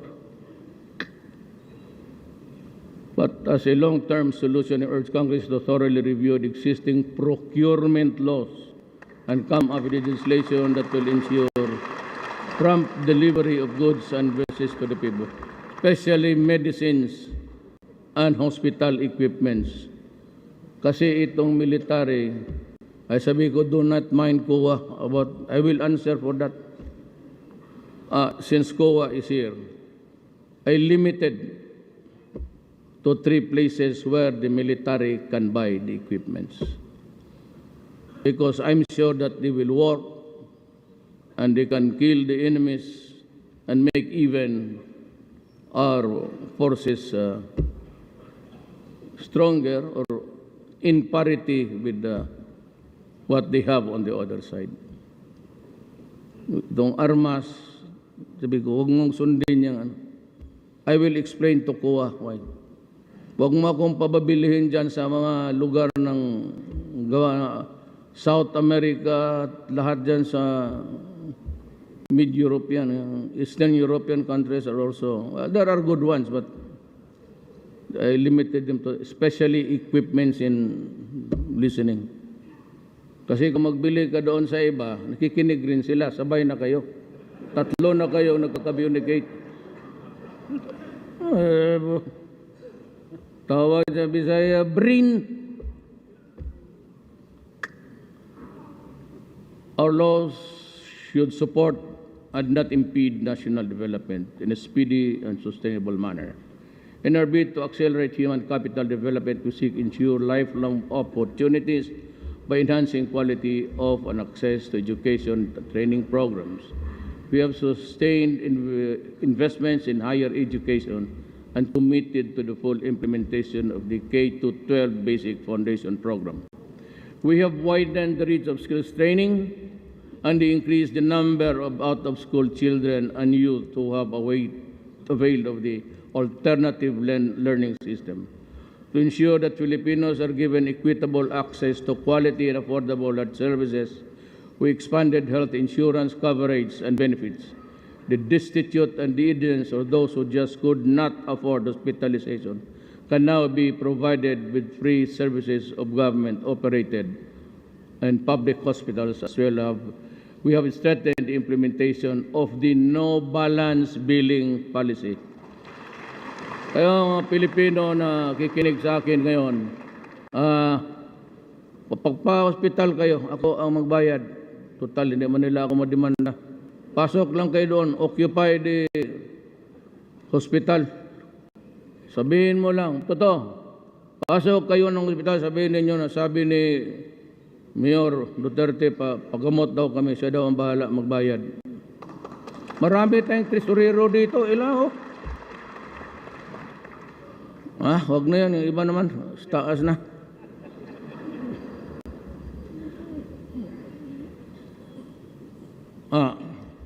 I have signed Executive Order number 26, imposing a ban on smoking in public places to mitigate its consequences.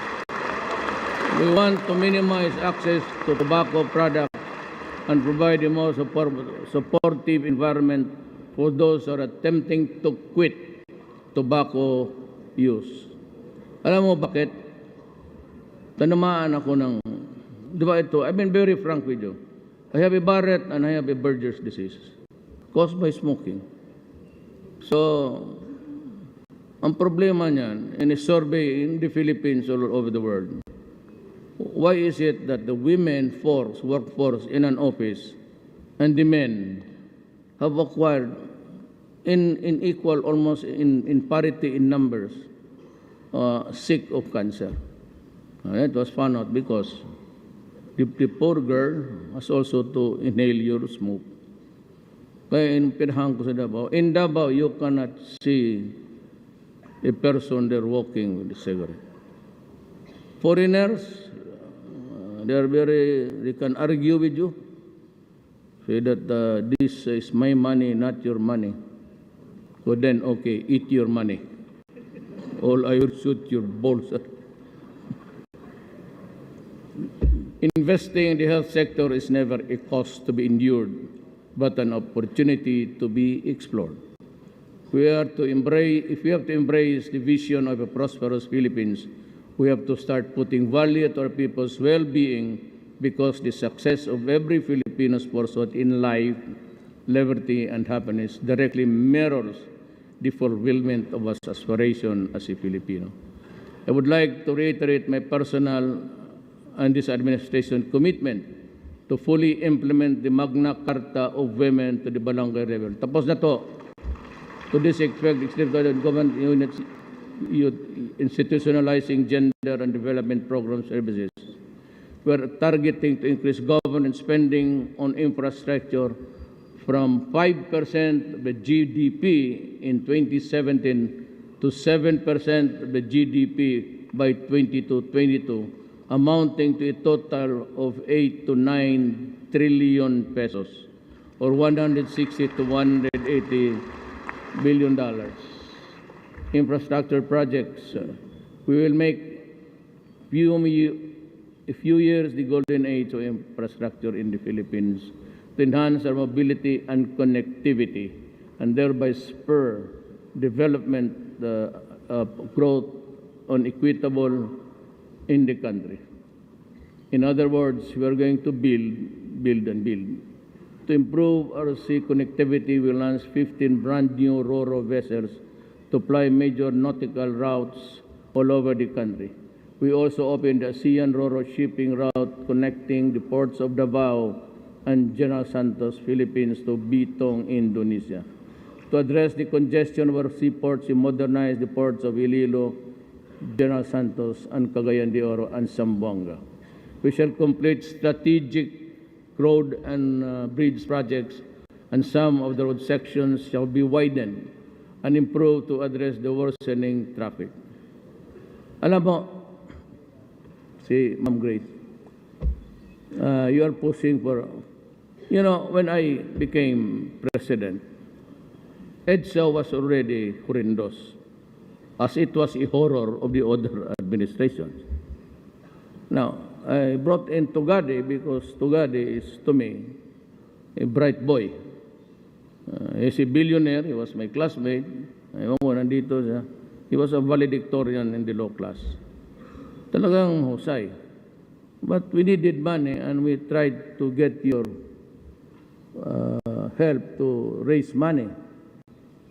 Ayaw naman ibigay. Hanggang ngayon, andiyan pa yung EDSA. Okay lang. At least gumanda lahat. Mag-iwan naman tayo ng pangit.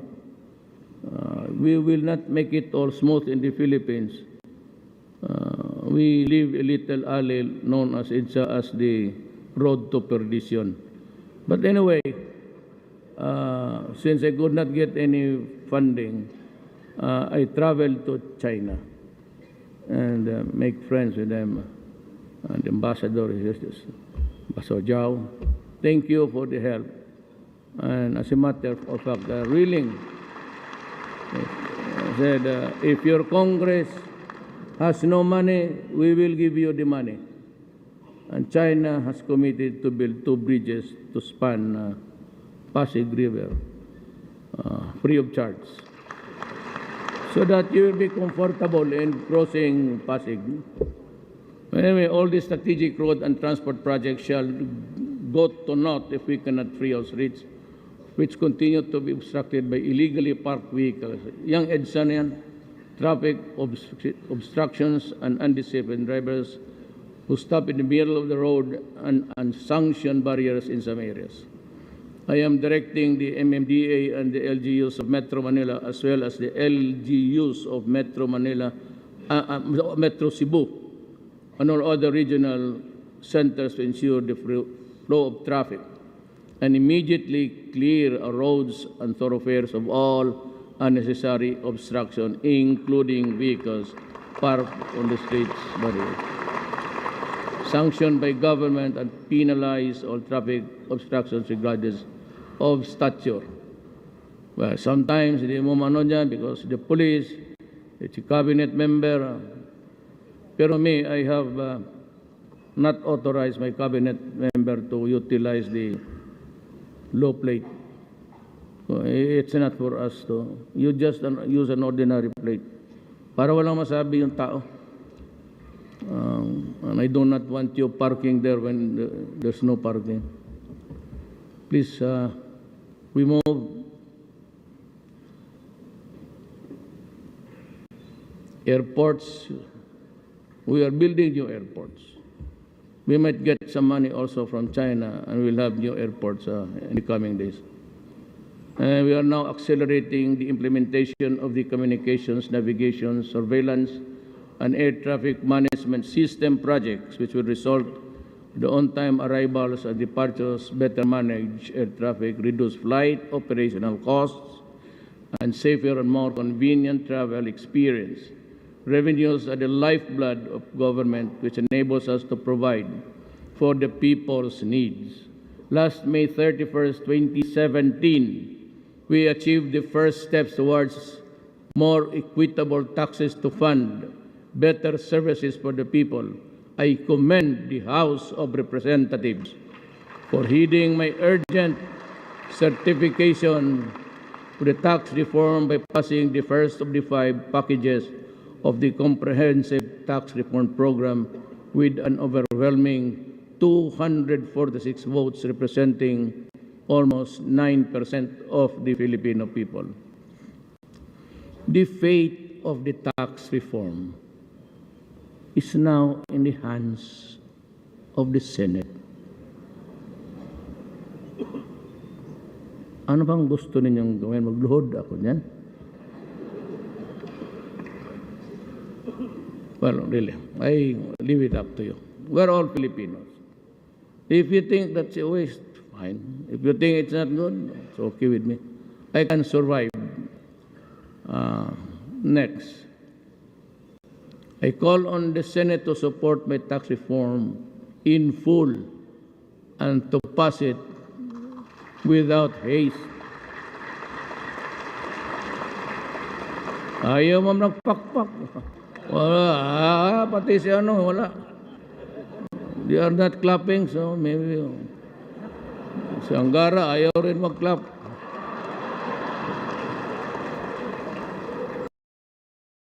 Bantay ka lang sa eleksyon, tignan mo. These reforms are designed to be poor, especially when the people understand how the revenues will be spent. The passage of the tax reform law is needed to fund the proposed 218 budget, which I am submitting here and today. The poor and the vulnerable are at the heart of my tax reform. Your support will ensure that the benefits of the tax reform can be felt immediately by them. In the meantime, the Department of Finance and the Bureau of Internal Revenue are strengthening and running after tax evaders. I have directed the Department of Finance and the BIR to accept mighty corporations' offer of 25 billion to settle its tax liabilities. After the settlement, Mighty will no longer engage in tobacco business. This will be the biggest tax settlement on record. It will produce a windfall for government, which is significant since we have to face the unexpected costs of rebuilding Marawi and Ormoc. The acceptance of the tax settlement offer does not preclude other criminal charges against the company that the BIR may decide to file. A settlement will allow government to avoid a long battle that, as we saw in the previous years, could take years to resolve. Let this be a lesson to others. This administration will spare no one found cheating the government of its due. We view information and communications technology, or ICT, as an effective medium to implement positive and meaningful changes in our society. To this end, my cabinet approved the National Broadband Plan of 2017 to begin the work to bringing affordable internet access to every community and improving broadband connectivity in the country. We have installed free Wi-Fi internet in almost 400 public places around the country. We hope that the public will use to access important information and services. The National Government Portal, which we launched recently, will allow faster and easier delivery of public services and reduce the number of visits of the public for government transactions. The Digital Terrestrial Television Broadcasting Migration Plan has also been launched. The switch to digital from analog transmission will not only give a better TV viewing experience, but also provide effective, reliable information to Filipinos in times of calamities. The government-owned Salam Digital TV, the first Muslim TV in the Philippines, is now already on test broadcasting. There are some of the things that we have done for the past 12 months. A more detailed narrative contained in my report to the people will be released soon.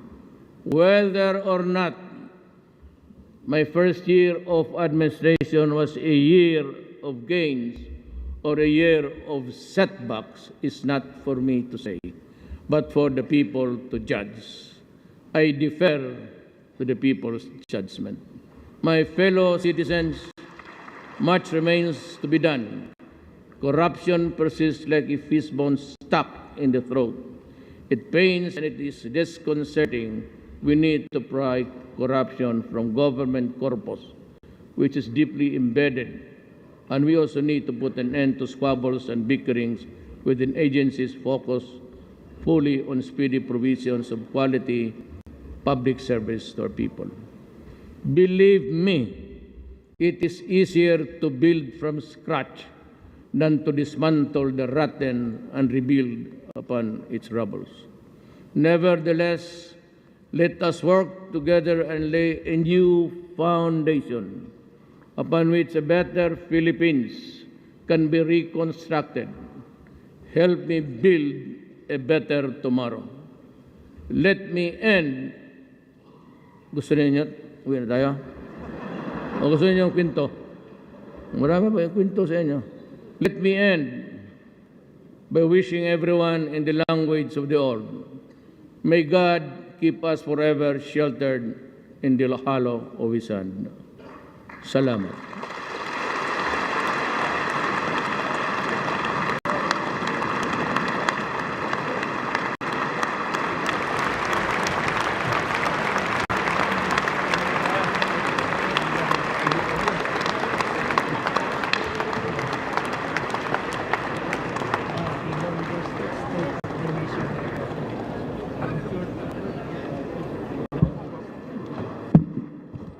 On the part of the Senate, the joint session is adjourned. On the part of the House of Representatives, the joint session is adjourned. Thank you, sir. Galing.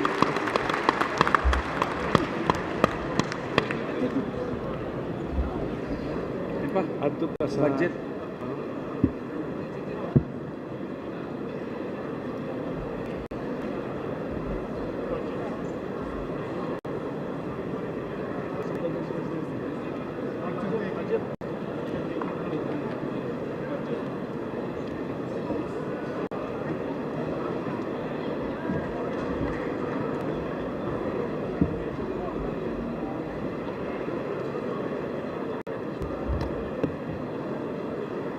Mr. Senate President, Mr. Speaker, members of the House of Representatives and the Senate, I respectfully endorse and hand to both the Senate and the House of Representatives the budget for the year 2018. Respectfully submitted.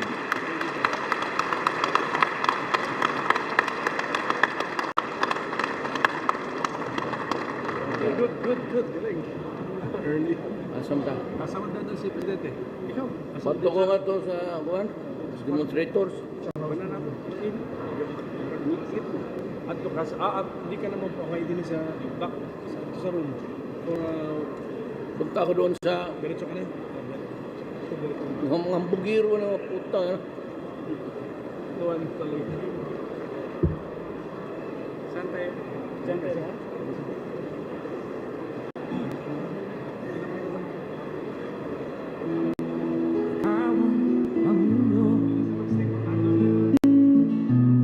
Para sa pagbabago,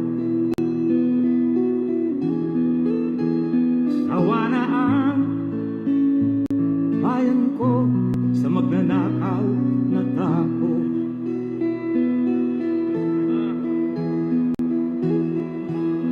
Madilim na kahapon,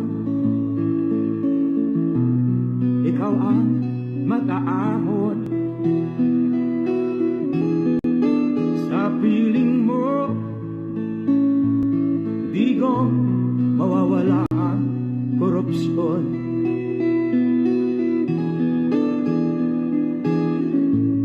Tayo na Pilipinas, tayo na magbago. Hawak kamay tayo para sa pagkasenso. Ikaw at ako, tayong lahat kay Rodrigo Duterte, para sa tunay na pagbabago.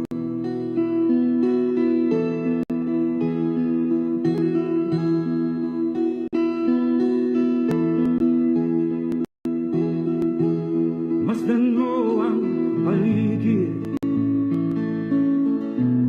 talamak mga krimen,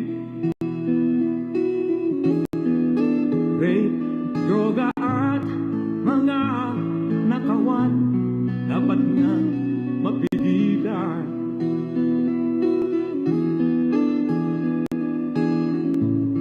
Tayo na Pilipinas, tayo na magbago. Hawak kamay tayo para sa pagkasenso.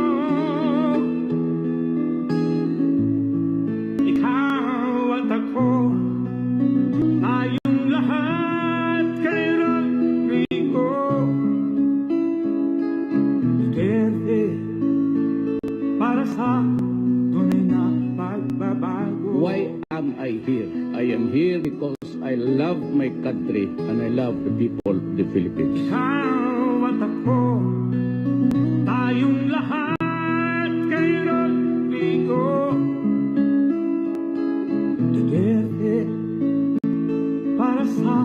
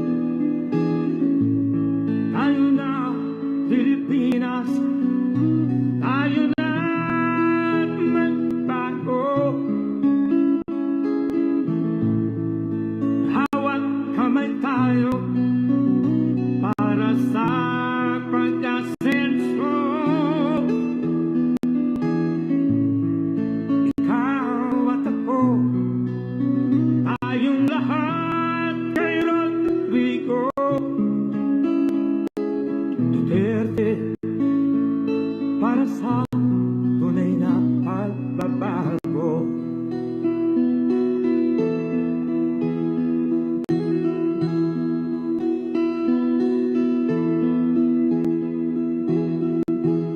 Masdan mo ang paligid, alamak mga krimen, rape, droga at mga nakawan, dapat nga mapigilan.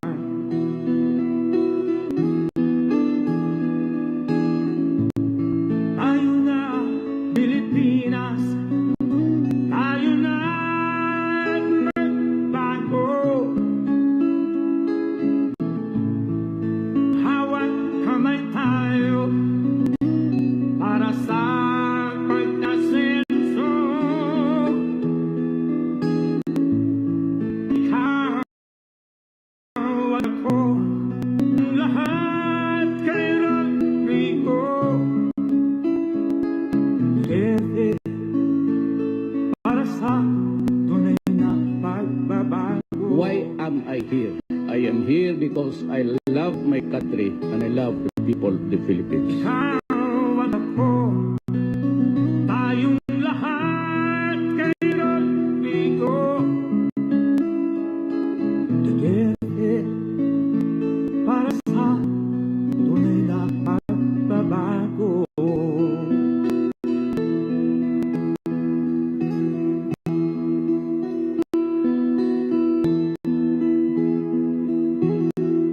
Ahon sa piling mo, digong mawawala ang korupsyon.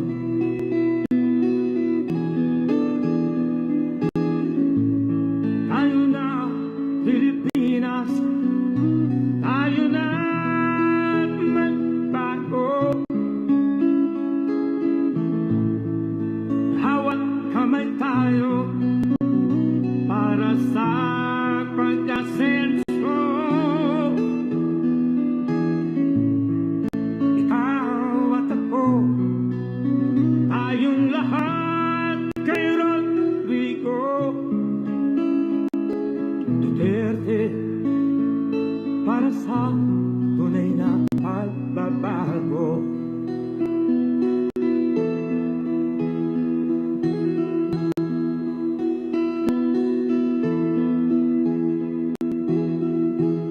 Masdan mo ang paligid,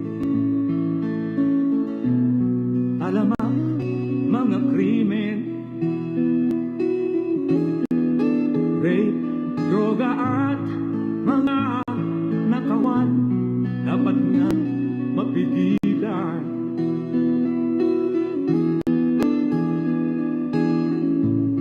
Tayo na Pilipinas, tayo na magbago. Hawak kamay tayo para sa pagkasenso. Ikaw at ako, tayong lahat kay Rodrigo Duterte para sa tunay na pagbabago. Why am I here? I am here because I love my country and I love the people of the Philippines. Ikaw at ako, tayong lahat kay Rodrigo Duterte para sa tunay na pagbabago.